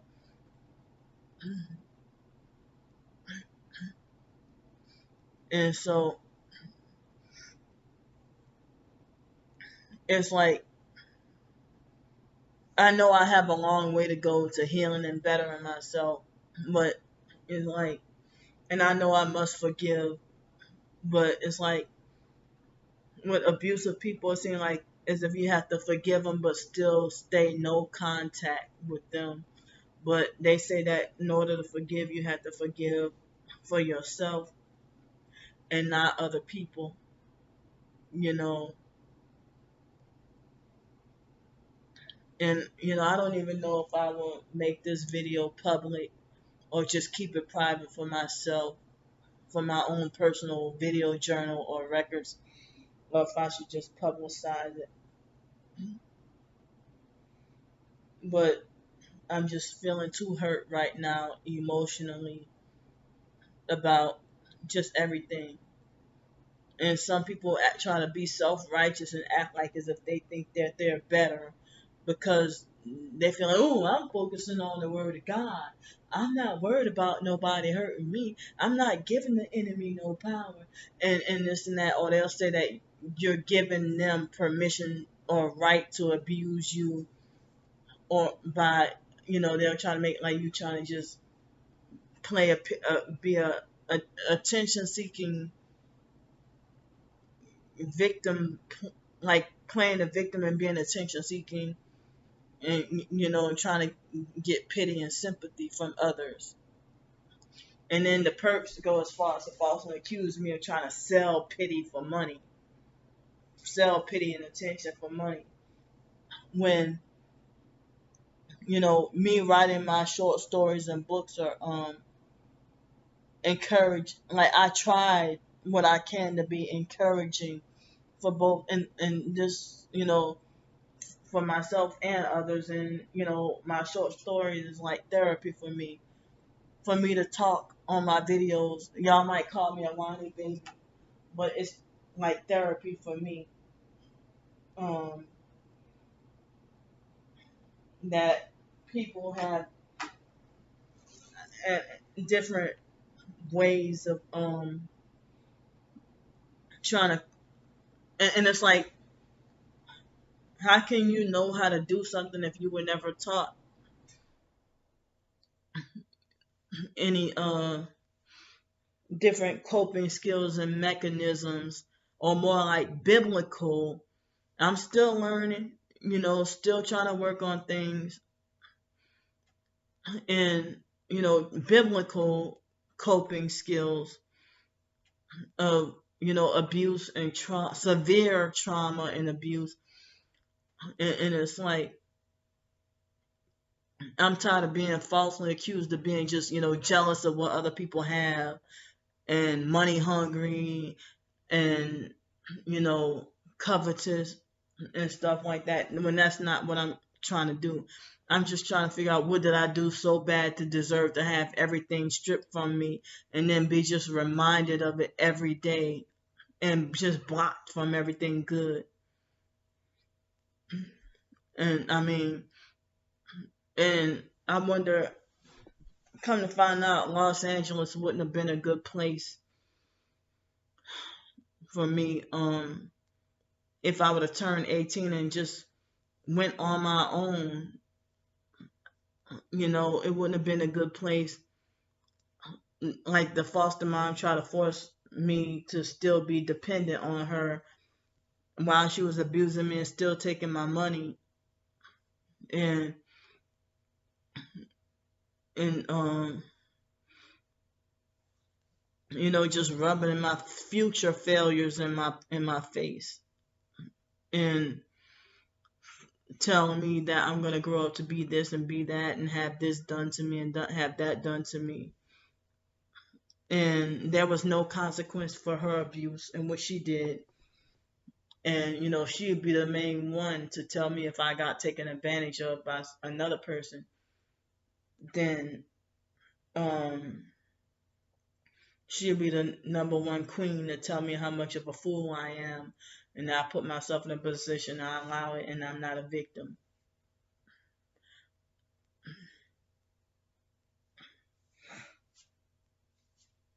And it's like, it's like, I hate when people try to put you down and abuse you and then call it encouragement or tough love.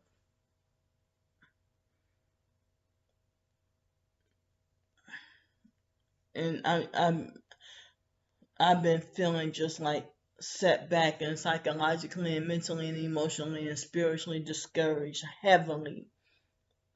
And then be made to feel like, as if when I do try to get closer to God, being made to feel like as if I have my nerve, or like I'm not supposed to or not allowed to. And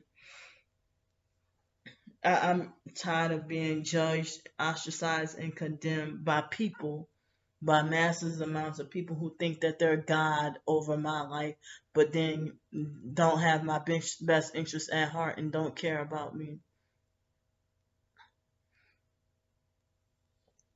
And I mean, I just don't even know what to do.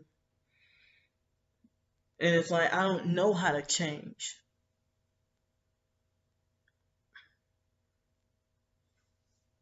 And the fact that people will tell you just move on, while at the same time I'm putting this program, and not even, and I'm blocked from anything good, and just reminded every day that I deserve to be punished, that like everybody's God over me, and that I committed blasphemy against the Holy Spirit, and the world is just fucking done with me. And there's a lot of people who are um, suffering and just have a lot of pain and hurt, but then they try to make like your pain and hurt is irrelevant or no big deal, or that you should just move. Like they make it like it's just so easy for you to just move on. and and so it's like if it's like I be feeling like on my YouTube videos, why can't I have just one video where if I can have, you know, 5 thumbs up and no thumbs down? Why is it always that I have to be guaranteed to have 7, 8, and 9 thumbs down on every video? And some videos I get no thumbs up at all. And it made me question myself, did I say something wrong? And then people be like, well, stop worrying about the thumbs down or just ignore them. Or, and people think that me being emotionally sensitive, that I'm a bad person because I'm emotionally, or something is wrong with me because I'm emotionally very sensitive. And it's the victim always have to hear lectures about how they should toughen up. And, it's like the victim had to be forced to, you know, suffer all this persecution, and then they try to make it like you wallow in self-pity. And and they try to make like, oh, nobody wants to be around that, but rather they don't try to offer you support and encouragement and a listening ear and to help you. And I think that's the reason why I'm still stuck too, because throughout so many years, all this fake therapy and mental health and pills and no real healing or closure or no support.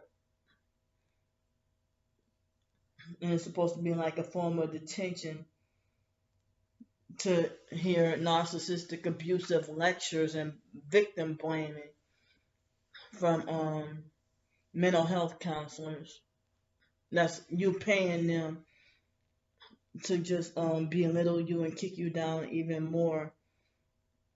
And then when you get upset or you start having a panic attack or cry, they'll point and laugh at you, or if you have fall out or pass out, they'll yell at you and yell at you and try to make you get up, like yell at you saying get up, or else I'm gonna call the police and have them put you in a mental hospital. But they're the ones who did this to you. Abuse on top of abuse, and just constant abuse and abuse and abuse. And even in the targeted individual community, it's supposed to be made to look like as if something's wrong with me. I'm more retarded than other TIs. And, I'm mentally slow. Or I'm just, just somebody who just, they think that you should just grow up and act your age. And I've been deprived from trying to be independent and act my age for so many years. And it goes back to the idea of, the people with disabilities. Yeah, I was told about the people with disabilities being infantilized. And, after dealing with, my suicide attempt in 2016 in October, I don't remember if it was the 20th, 22nd, or 27th, but I just remember it was a Sunday. And I talked to that Galatians 4 lady. She even turned against me. Excuse me. And she told me, um,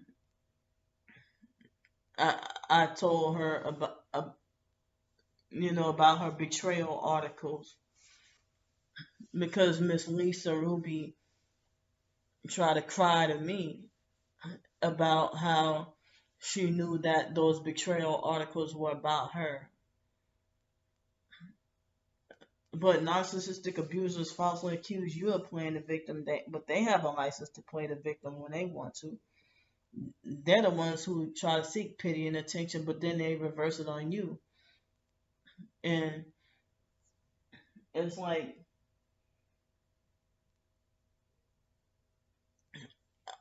I know, misdiagnosed and have not got, if any mental health is real, never got any proper support or mental health care when it's just nothing but control and abuse and further destruction. Why should a so called mental health patient be deprived of the right to make their own money, have their own living, and work their own job? And just everybody in society just have this strong, bitter hate, anger towards you because you're seen by society as a mental patient. And the biological brother Sean would tell me about how people hate the ground that you walk on. And we know about the mental health stigmas that get mental health patients get more abuse and condemnation than LBGT community. And it's true. And and it's like we are ostracized and blamed and punished for predicaments that's happen in our lives that's beyond our control and not our fault. And then, some people think that they're higher and better than you because they're more easily able to get over things that hurt. They think they're better than you because, or they act like they think they're better because you're more sensitive than them, or they feel like they're stronger than you or more mature than you. And,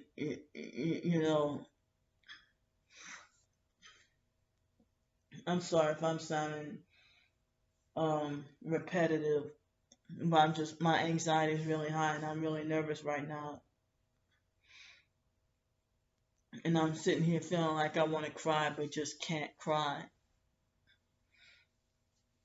And I feel like if I had the right people in my life to be supportive and listen to me and not be judgmental and help me better myself, I think that that can help me heal and help me do better and help me have closure and be able to forgive better. But I shouldn't even wait around for that. You know, it's like that people think that they're God and they judge and condemn me and use their words hurt so bad. And even the Bible says that words hurt. That pretty much, you know, and then narcissistic abusers, it's a badge of honor to them that they hurt your feelings. Like they praise themselves for hurting your feelings.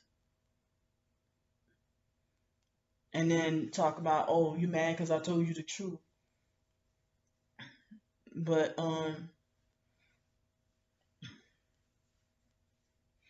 it's like I don't think anybody should have to go through life just being constantly battered and abused, whether it be psychologically, mentally, sexually, emotionally, financially, whatever. And then I get told that, oh, you keep letting people do this to you.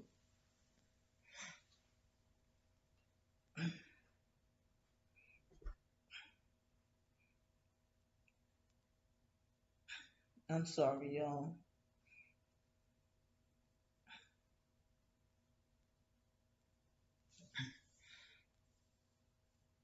But it seems like so many people think they have the authority to chastise me, and they don't do it for my benefit or because they care and want to see me thrive and better myself. It's like they just want to kick me down harder. And it's like I mean, it seemed like it,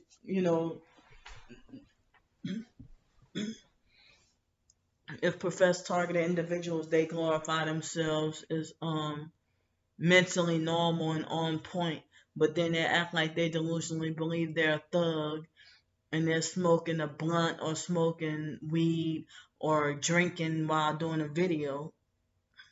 But then, you know, it's like this is the worst nightmare for me. If if they can be glorified as talking with a lot of sense, but there is no real true targeted individual community because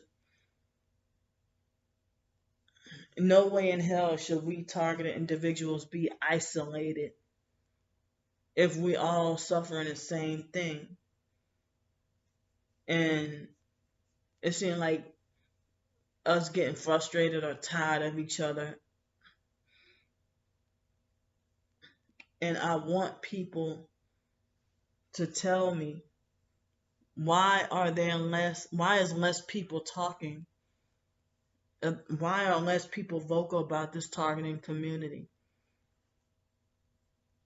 And the gangs, I mean, some people know that the gang stalking and the MK Ultra mind control, human trafficking, all go hand in hand. You know,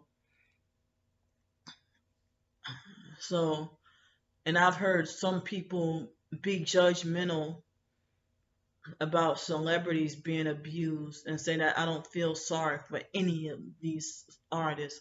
They did that to themselves. You don't know what happened.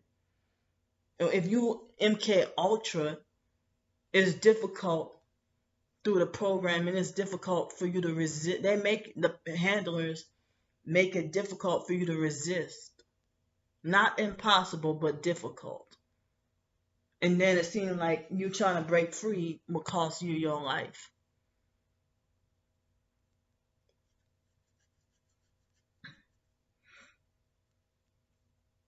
So I heard that I don't even know if Cicely Tyson. I don't think so, but maybe she was, maybe she wasn't.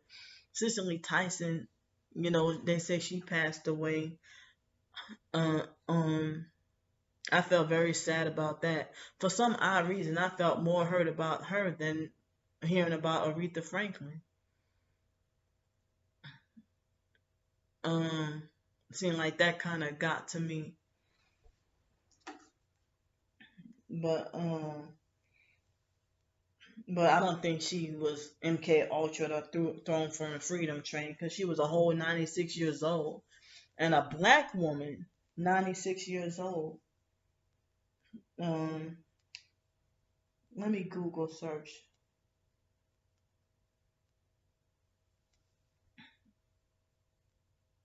So I'm trying to figure out when she died because um, no way.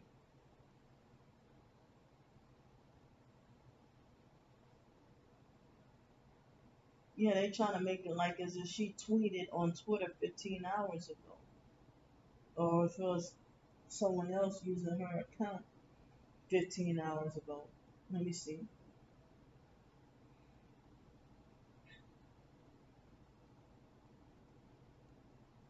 Yeah, she is. That's really her.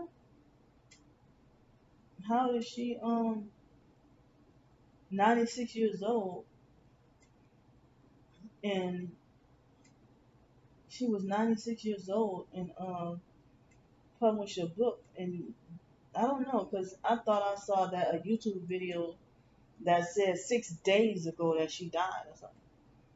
But nah, here I wonder why that would they say that on YouTube, but here they on Wikipedia it says she died January 28th.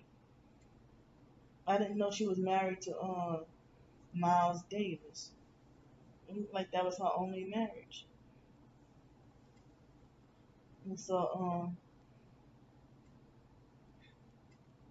They calling her an actor instead of actress.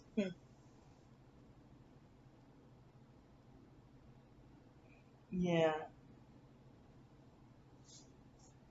but I heard that Aretha Franklin was abused, and some people say that the idea of yeah, I know. I'm sorry, I got off topic. Don't do this to me. Okay, but no, don't you dare. Hold up.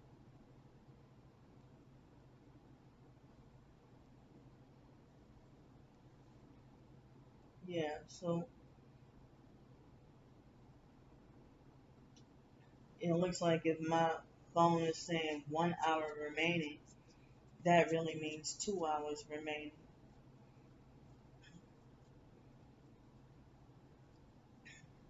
But it's like if people have a right to worship who they want, how come I don't have a right to express what I want to talk about and I'm not hurting anybody? Everybody's free to do what they want, but people always make me feel ashamed and bad for everything I do and say. Excuse me.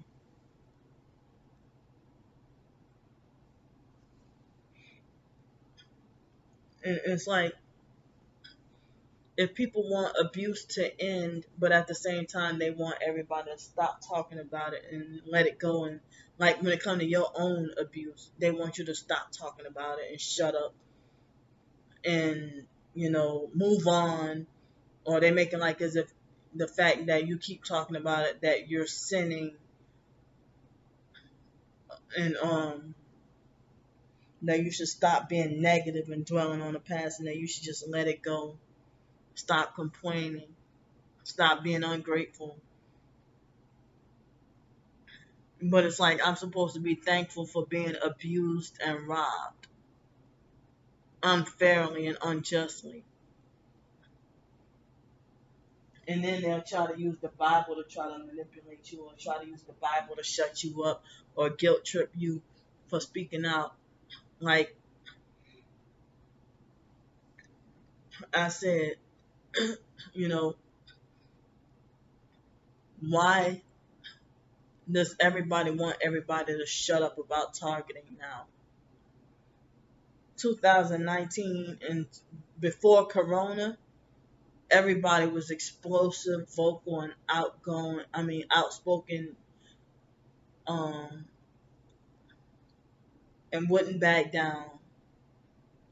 When coronavirus hit, masses amounts of people disappeared. People who used to be supportive TIs have basically, um, I don't even know if coronavirus was the turning point of a lot of so-called real targeted people selling out, or maybe they've been fake TI perp sellouts and I just didn't catch on. I've been in here and I don't know why it seems like I have what feels like two flea bites on my right arm, and I haven't even really been outside.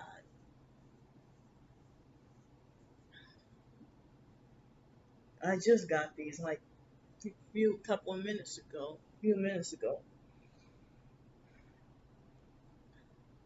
But I didn't know that Joe Jackson used to molest Reby Jackson. I didn't know that.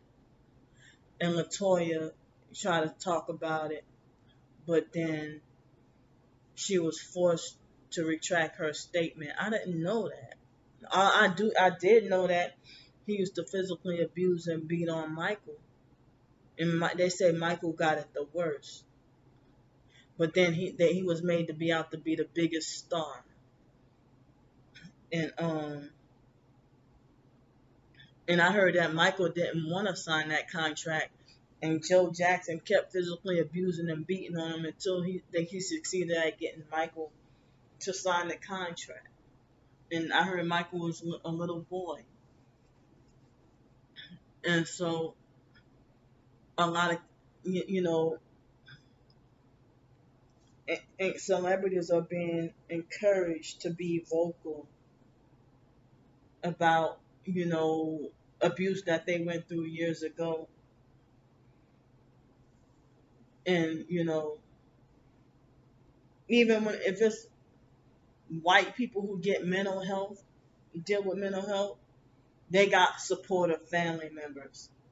But black people dealing with supposed mental health issues, you know, black people kick their own kind down even harder, or they just disown another black relative who's diagnosed with quote unquote mental problems. And, you know, I've heard stories about how if a black person is forced to suffer in silence with whatever hurt, molestation, other forms of abuse, domestic violence, and then they end up, taking their own life. And then, um, you know, that's when the family is devastated and wait till after you're dead to care. You know, like I also heard that they say Quentin Tarver tried, I don't know if it was recently or what's going on, but I heard that somebody said that he tried to commit suicide or is in a mental hospital or something right now. You know, but it's just pretty insensitive to try to make people shut up or try to make it like you're sinning for speaking out against abuse, or they're making like as if when you speak out against abuse that you're giving the abusers glory, that you're giving them glory or giving them permission to continue harming you. But it seems like as if people are just cold-hearted and judgmental and lack compassion and empathy, and don't realize that they're being judgmental and insensitive just re-traumatize you all over again. You know, and it seems like as if a couple of days ago I didn't think I said anything harmful or offensive, but I just wonder why the hell, I was forced to be quiet and silent and forced to let it roll off my back and ignore it and not mention anything that I had 255 subscribers and then ended up losing five. And then I thought, well, I hope those were five perks and not five of my supporters. That just in one day. Um, so people make it like as if me being panicky about noise is making a fool out of the so-called TI community, or that I make everybody look bad, or I give the TI community a bad name. But I heard that it's part of the programming in the mind control to make us whatever through whatever experimentation to make us hypersensitive, and to be told pretty much all my life that everybody that people have a right to be mad at me, that they have a right to grudge against me, um, that they have a right to hate me, that I deserve to be punished. I'm always being made to feel like everything I do or say is wrong or something wrong with that. But I mean, I'm getting conflicting messages of why I'm getting feeling conflicting messages of why if I'm told that I'm full of light and a beautiful soul, but then I'm always condemned for everything I do and say. Something is wrong with it.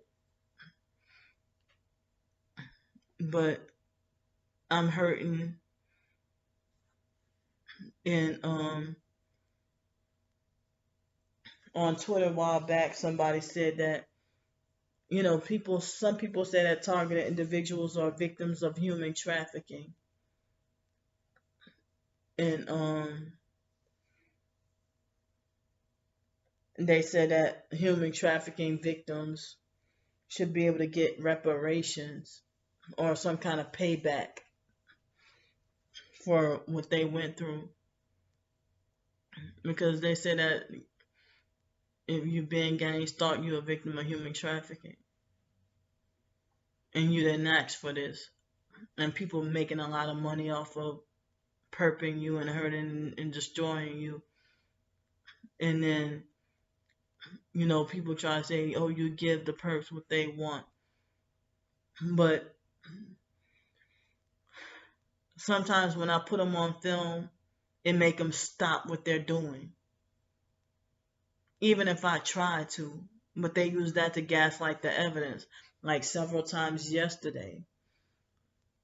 Numerous times. Each and every time I try to get the put the camera on to record the ambulance, that's when it stopped immediately to gaslight me.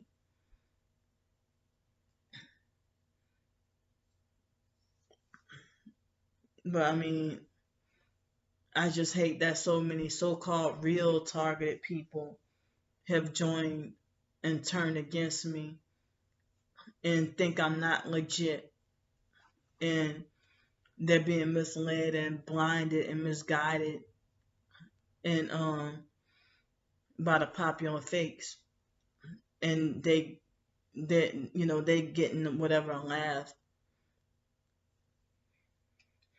and it's like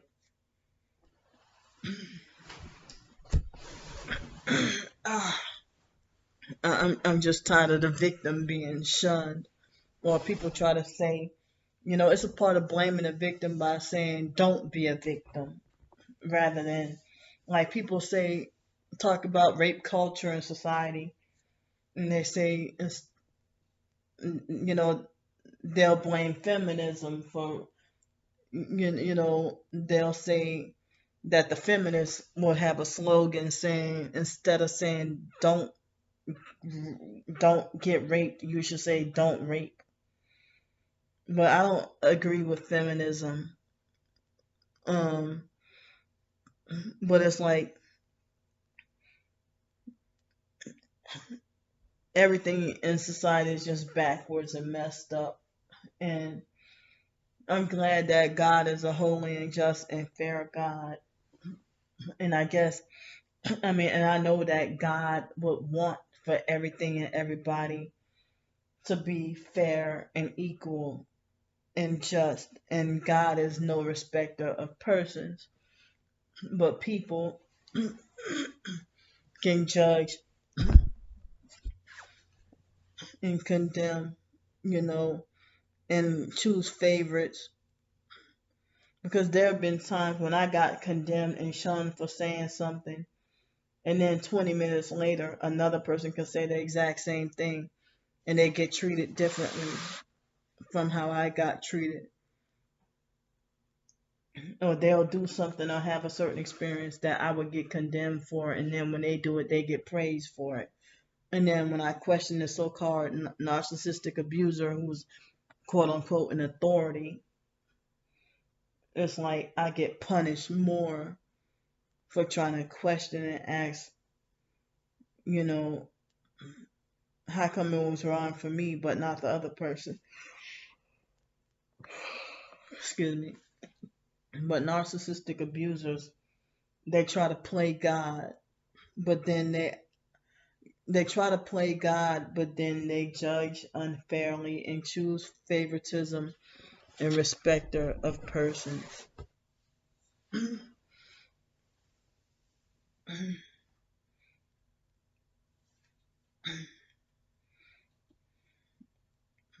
It's like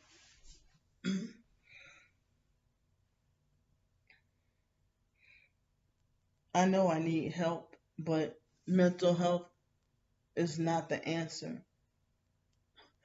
And people, if we all heal or, get better at different times, you know, It's harder to have closure and heal when you keep being re-assaulted over and over again, and the wound is still fresh, and it's hard to try to heal. And there's people been saying for years that physical wounds heal better and faster than emotional wounds and mental wounds and like mental scars and stuff. And so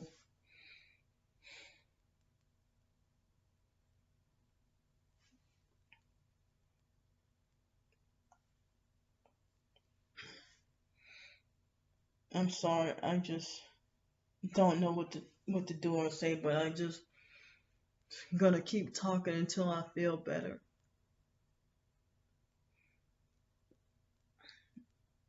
And I don't even know. I guess I am at the point where I start to say fuck people, fuck everybody, and start to say fuck y'all, fuck what you think, I do what the hell I want. But then people make sure I don't get away with doing what I want. And then they think that it's wrong for me to question why at 37 years old, why does a 19-year-old have more freedom than I do? Why do they have more rights than I do? And the false accusations, there's no reason for slander and lies. It's not a legitimate reason for me to deserve to be deprived and punished and robbed unjustly and unfairly. Because if I was such a true criminal, lock me up in prison right now. Lock me up, please lock me up if I'm guilty of something. Instead of just, you know, having this alternative condemnation and punishment for something I haven't done that I deserve as a punishment to not even be recognized as a real targeted individual, and I deserve to be just discredited and gaslit by the same people who's supposed to be suffering the same thing I am. And some people would say it's your attitude, or you're just a Debbie Downer, negative Nancy, and petty Betty. And they, the new age fakes that act like as if they think they're better than you because they're quote unquote more positive than you. But y'all the ones who be freaking sold out and think you're better. And of course, if you're not going through this, you know, of course it's easier for you to get over it because you're not going through it no more because you did the wrong thing. You solved your problem the wrong way. And the perps and fake TI perps, they think I'm stupid. They think we're stupid because it's like, why should I sell my soul if the devil is gonna come to collect anyway? Why would you offer me a 6-month deal and try to say, oh, you're set forever, or you're set for life, and then after that 6 months I'm dead mysteriously, and then I end up my soul will be guaranteed in hell. But one thing, targeted or not, these supposed Christians in the so-called Christian world, they kick down and condemn another so-called Christian, for their flaws or failures, and they'll condemn you in a way that it's like it's no hope for you to better yourself, or like you're just such a loser and a failure. And then, you know, that like and narcissistic false Christians who are like religious sociopaths, they puff themselves up and arrogantly brag and boast about how it's like a badge of honor, and they pat themselves on the back about how they want to make like that, like it's their duty and like their so-called authority to make sure you're rebuked and feel convicted. And they want to nag your conscience and make you feel like a failure, like it's no hope, like as if you're doomed, and like as if you're not able or not allowed to better yourself, or like there's you get kicked down and condemned, and like there's no room for change, or no room for change, or no room for improvement or bettering yourself, or you know trying to change or amend or better that mistake that you made. They make it like it's the end of the world, and then they cut off all contact with you and block you and refuse to accept your apology, or you trying to make amends, or you trying to repent from your mistake. They don't even give you a chance because they block you and cut off all contact with you before you can even get that chance, you know. And so, I mean, even on those so-called Christian message boards, one little misunderstanding or one false accusation of them falsely accusing you of trying to be a troll, and then that's not you what you're trying to do, and you try to explain and try to work things out. They don't even pray about it. They just take it upon themselves to play God and punish you and permanently ban you with no forgiveness, no second chances, or nothing like that.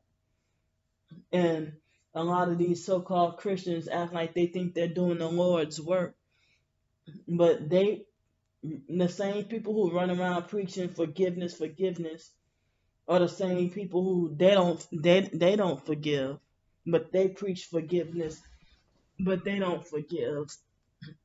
And you know, I'll never be forgiven of being falsely accused of trolling a website when it wasn't my intent.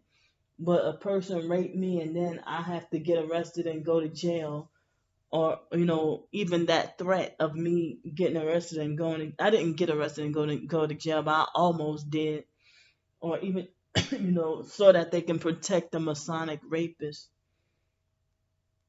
So and just that quickly that I'm supposed to forgive and forget and move on, while other situations will happen in the church, and then you know other things that happen in the church, and then you know they don't forgive you. If I accidentally spilled some spaghetti on the floor, I would get the idea of me getting kicked out and banned from the church with no second chances. But then I was supposed to, and that was unintentional. But then a freaking me being a whole raped by a Freemason and almost arrested. Not only I have to forgive him, but I have to feel be forced to forgive the backstabbing traitors who pretended to front like they were on my side and then shortly after decided to side with him and defend him. And I'm supposed to just ignore and forgive quickly and then move on.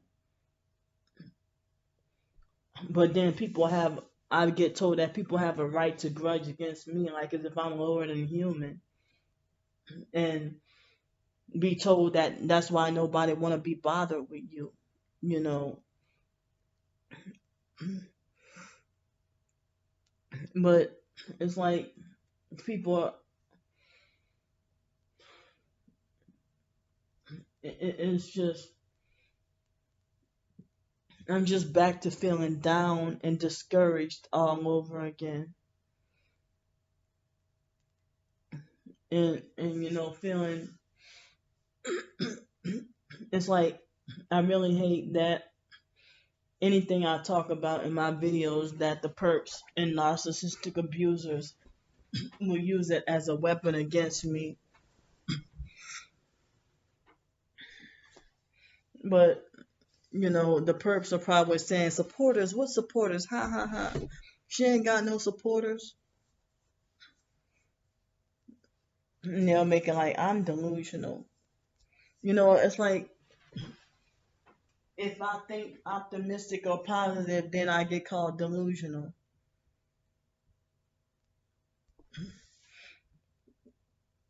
And it's like the narcissistic abusers and perps act like they think that they can control what I should like and dislike, what I should focus on, what I should think, trying to control everything about me. But some people say that each targeted individual program, I mean, it's on a case by case basis. And so they said that it's part of my programming for me to be treated like this because this would get underneath my skin and upset me. But then the so-called targeted individuals, I guess, who are not sensitive, it seems like they're the ones who have worse stuff happen to them if they feel like they don't let this and that bother them. But it's like I'm forbidden and not allowed the right to do my gang stalking perp walks that help me feel safer. And, for me to point out a one headlight charging at me, how is that me chasing after people like dogs?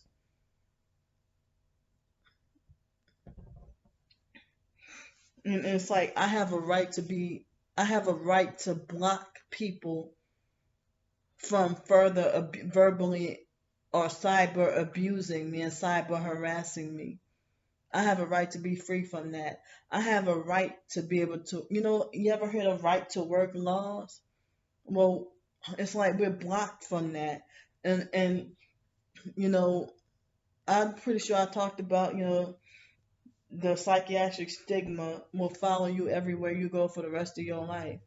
And sometimes this shit starts in childhood and you're not even given a chance.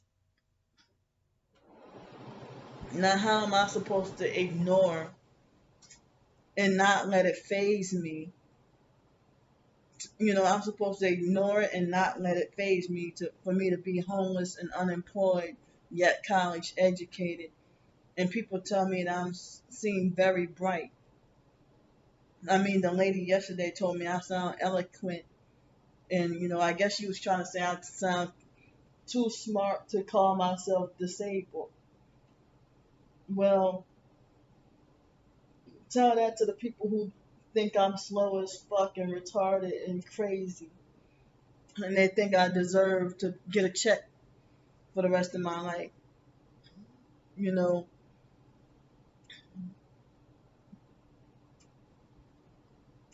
it's like I'm just tired of people being insensitive and judgmental towards people who want to exercise their freedom and right or freedom of speech and their right to be vocal and outspoken about being abused, being a victim of abuse.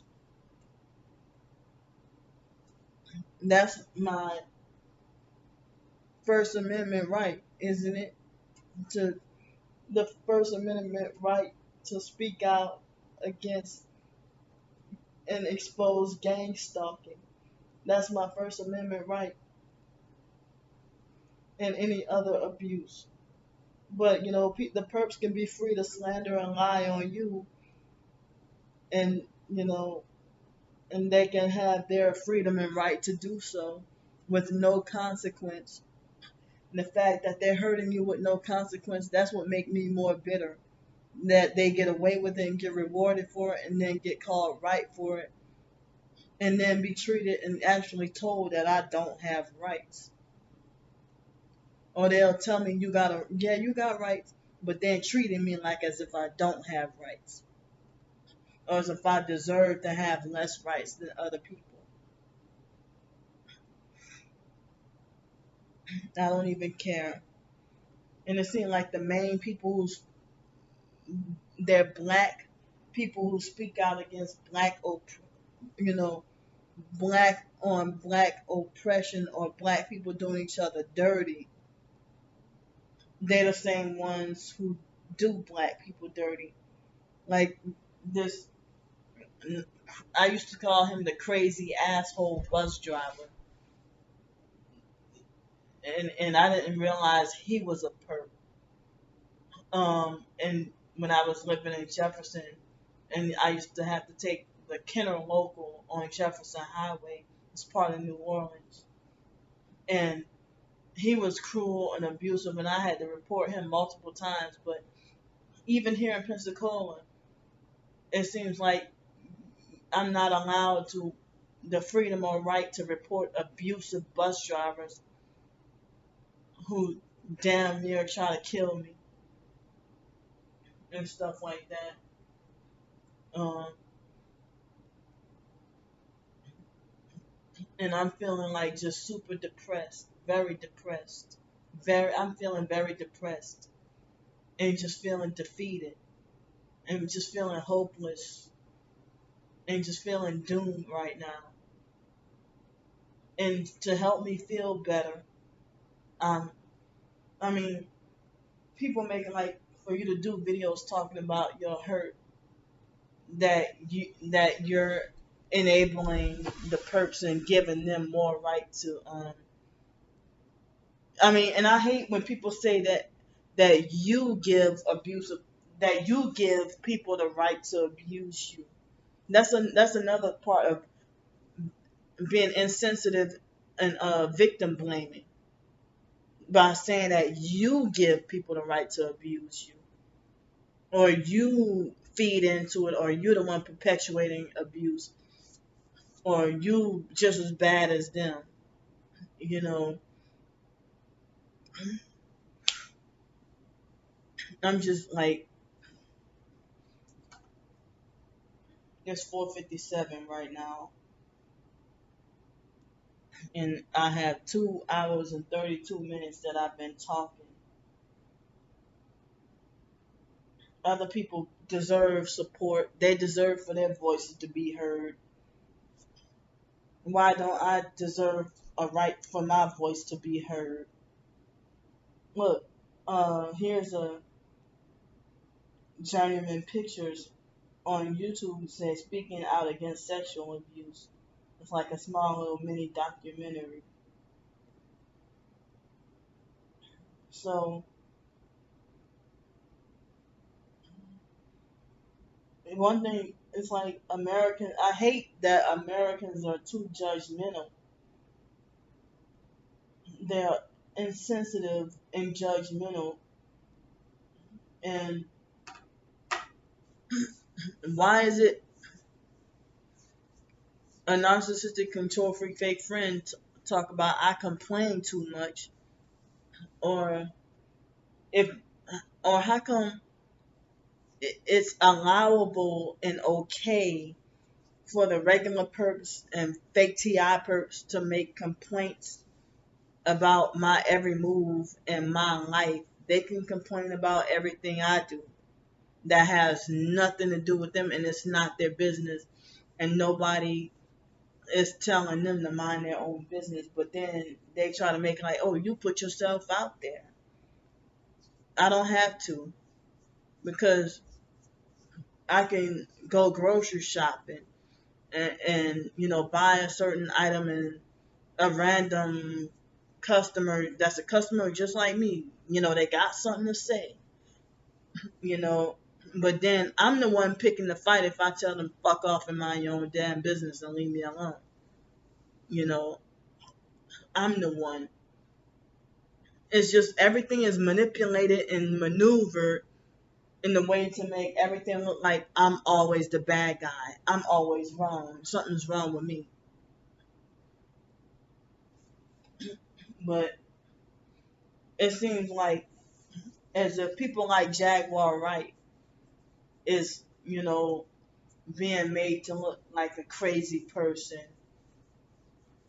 by people who are ignorant. and just want to pick sides. So, but she has the attitude like, ain't nobody gonna shut me up. I'm gonna get my story out. I'm gonna keep talking. So she got her platform, and you know, if people make it like as if I'm sinning because I'm still talking about my abusers and people who wronged me.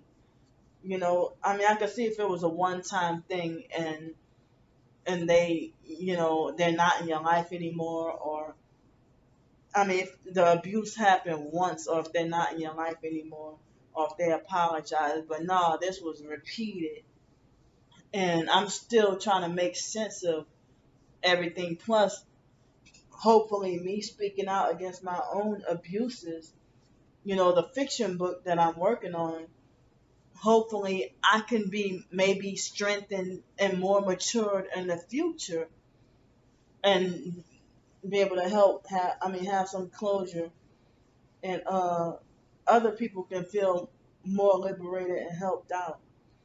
And um oh man, my legs, I mean, I don't know why my leg is itching now, but I don't know why I'm itching so much. So I don't want to, I'm sorry if I sounded redundant and repetitive. I'm just tired of this abuse masquerading as, the psychological, verbal, and mental abuse and victim blaming that's, covered up as, so-called tough love, you know, tough love and stuff like that.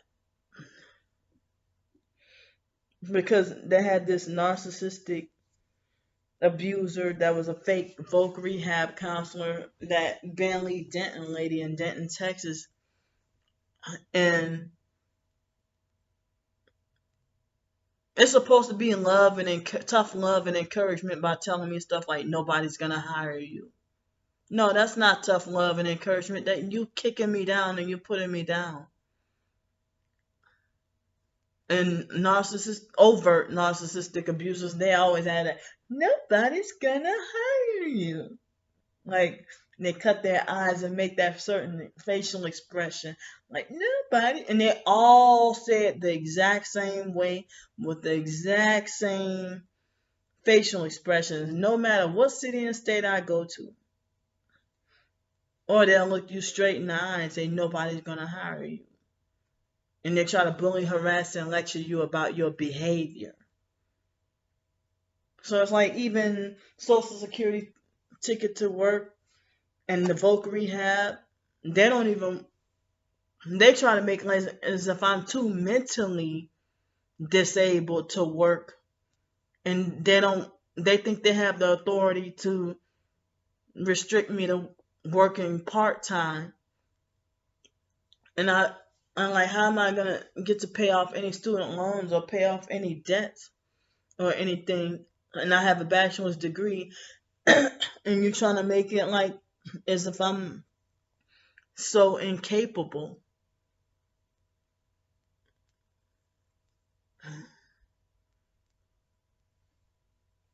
But it was the Galatians 4 lady, after I told her about the betrayal articles about Lisa Ruby in late October or early November 4 years ago. And she was the one who told me I behoove you to research narcissism. And so then made me panic and wonder, well, this is all these symptoms that they say make. It's like, I know it's not me, but it's what people say I am, but I know it's not me. And then when I talked to her and I asked her about it, and she said, well, no, you're not a narcissist because she said, no, you're not a narcissist because a real narcissist wouldn't even question whether or not they're a narcissist, or asked, well, am I a narcissist? She said, and other websites have said that too. And plus, she told me, she was one of the people telling me about people whose eyes look dead and stuff. And she told me that people see the light of a conscience in me, in my eyes and stuff. And other people say that too, that they see light in me, but it's like, why am I being treated? I just don't understand. Why am I being treated like I'm the worst person in the world? And people always want to act like as if I'm nothing but trouble, and that they want to separate themselves from me. And it's like I learned a lot from researching narcissistic abuse, but the narcissistic abuse community, I don't even fit in with them either, because like in the Facebook chats, there are narcissistic abusers who pretend to be victims, and it's like the narcissistic abuse community on Facebook act like the fake TI perp cult. And you ain't gonna be a victim of narcissistic abuse and then blaming another victim and faulting them for what they went through. And you've been through abuse your damn self, because you are a wolf in sheep's clothing. And I tried just a tiny bit, trying to deal with the so-called gang stalking community on Quora, and they're just nothing but fake TI perps, and it just made me feel depressed all over again, because it felt like a repeat of Facebook all over again. So I had to leave them alone, but one person liked my poem. Not poem, my short story. And it's like, I figured that if my supporters maybe didn't catch that the past Sunday, I think it was, that after I wrote the Catland short story, some people like that, but it's like, I figured that if I got 5 thumbs down, it was nothing but the haters. And it's like, well, maybe the supporters must have accidentally skipped over that, or didn't see that one, the remote control friend, because you don't have to give me thumbs up every video that you watch, you know, but it's like, I'm just saying, like, why do I have to have guaranteed thumbs down every video, and then forced to keep quiet and shut up, and I get called childish? Why aren't the people who are obsessed with perping me, why aren't they the ones being called childish? Because it's childish to bully. And when I would get bullied, and even in high school, I would get called immature. I would get called childish and immature for worrying, you know, but they don't get childish. They don't get called childish and immature for doing the bullying and abuse and harassment. But the same people who will bully, harass, and laugh at me are the same ones who tell me ignore, and then they call me childish. Now, like, well, I'm supposed to, well, how come, you know, I'm, that's like when narcissistic abusers say I'm stupid for getting taken advantage of. I'm stupid for getting taken advantage of everybody. By everybody except you. Or I'm supposed to ignore every bully except you. You're the only bully I'm supposed to pay attention to and obey. And all you do is exploiting me and making a fool out of me. And, trying to make a mockery and laugh at me. And it's like, my supporters have a life.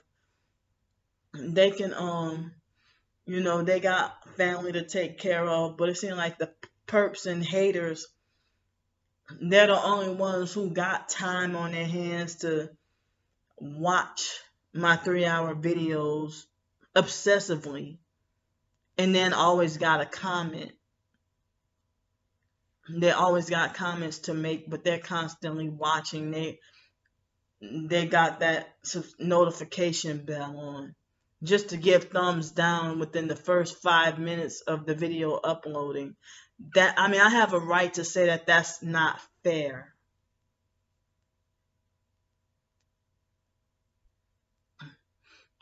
And it's like real targeted people should stick together. I mean, if people say that real TI should stick together more, it's like everybody's disgusted and tired of me and just want me to disappear.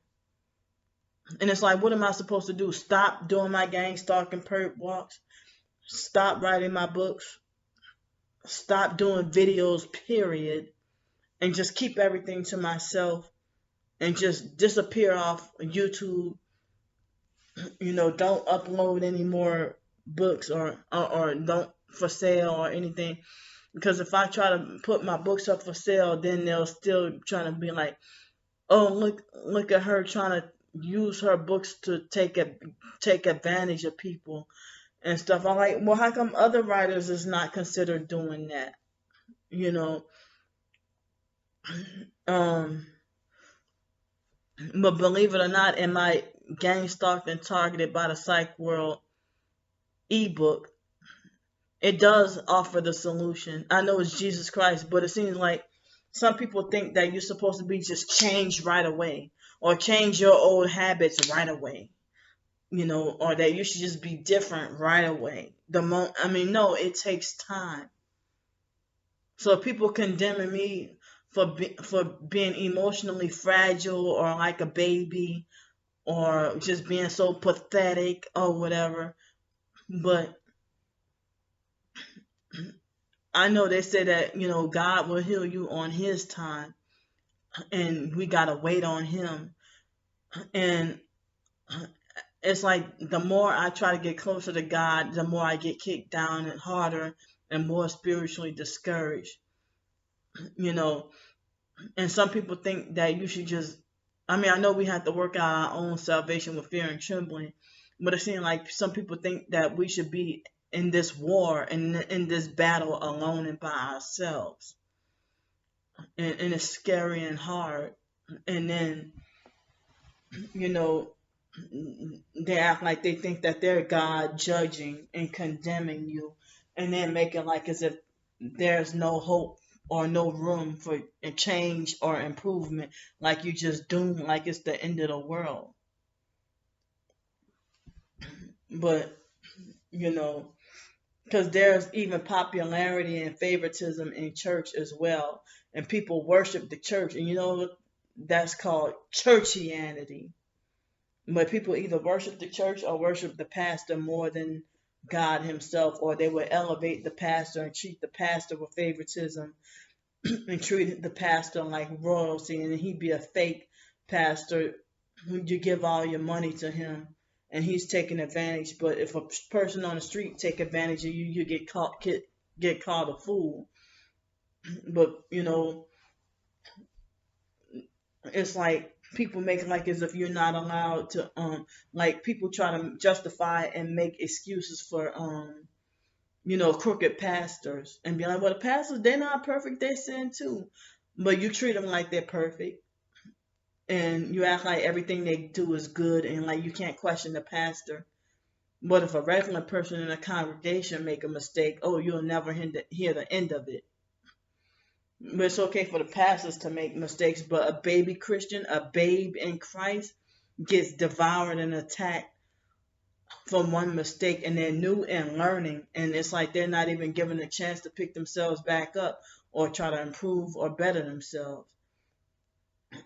And it's like people shouldn't have to be people shouldn't have to be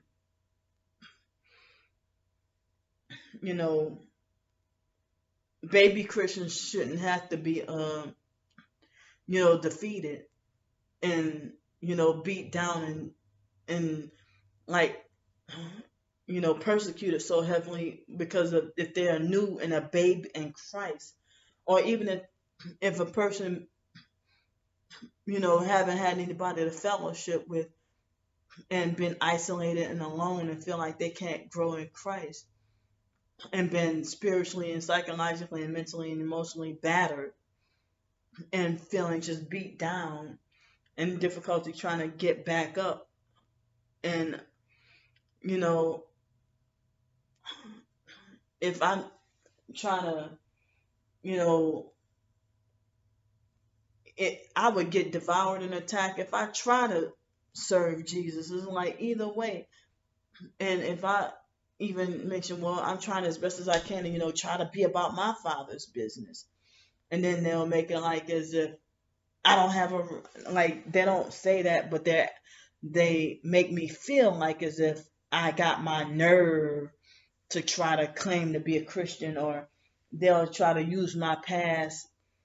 Like they try to tell me let go of the past, but my past is I'm being gang stalked in this program because of things that stuff from the past. People still giving me the evil eye because of the past, but I'm supposed to forget and forgive and just let go of everything, you know. And it's like people always judgmental and so hard on me. If I'm supposed to be so retarded and special, but then you extra hard on me rather than being having compassion. So I know I talked for almost 3 hours, but I mean, it's like I'm glad I was able to get this off my chest. And express myself because you know I'm feeling less anxious now, and I'm feeling more calm now that I talked what I talked about. You know, so churches and Christians need to be more compassionate and understanding, and even pray rather than being judgmental and kicking people down and being insensitive about trauma. Or they figure that, oh, because I was able to overcome it really fast, then you should be able to as well. But you know, it's like it's just so difficult that even professed Christians can't even be sympathetic or empathetic, and they think that they're better than you or higher than you because they figure, oh, well, I focus more on the Lord, and they're just self righteous with it. Or I don't complain, and I don't give, and it's like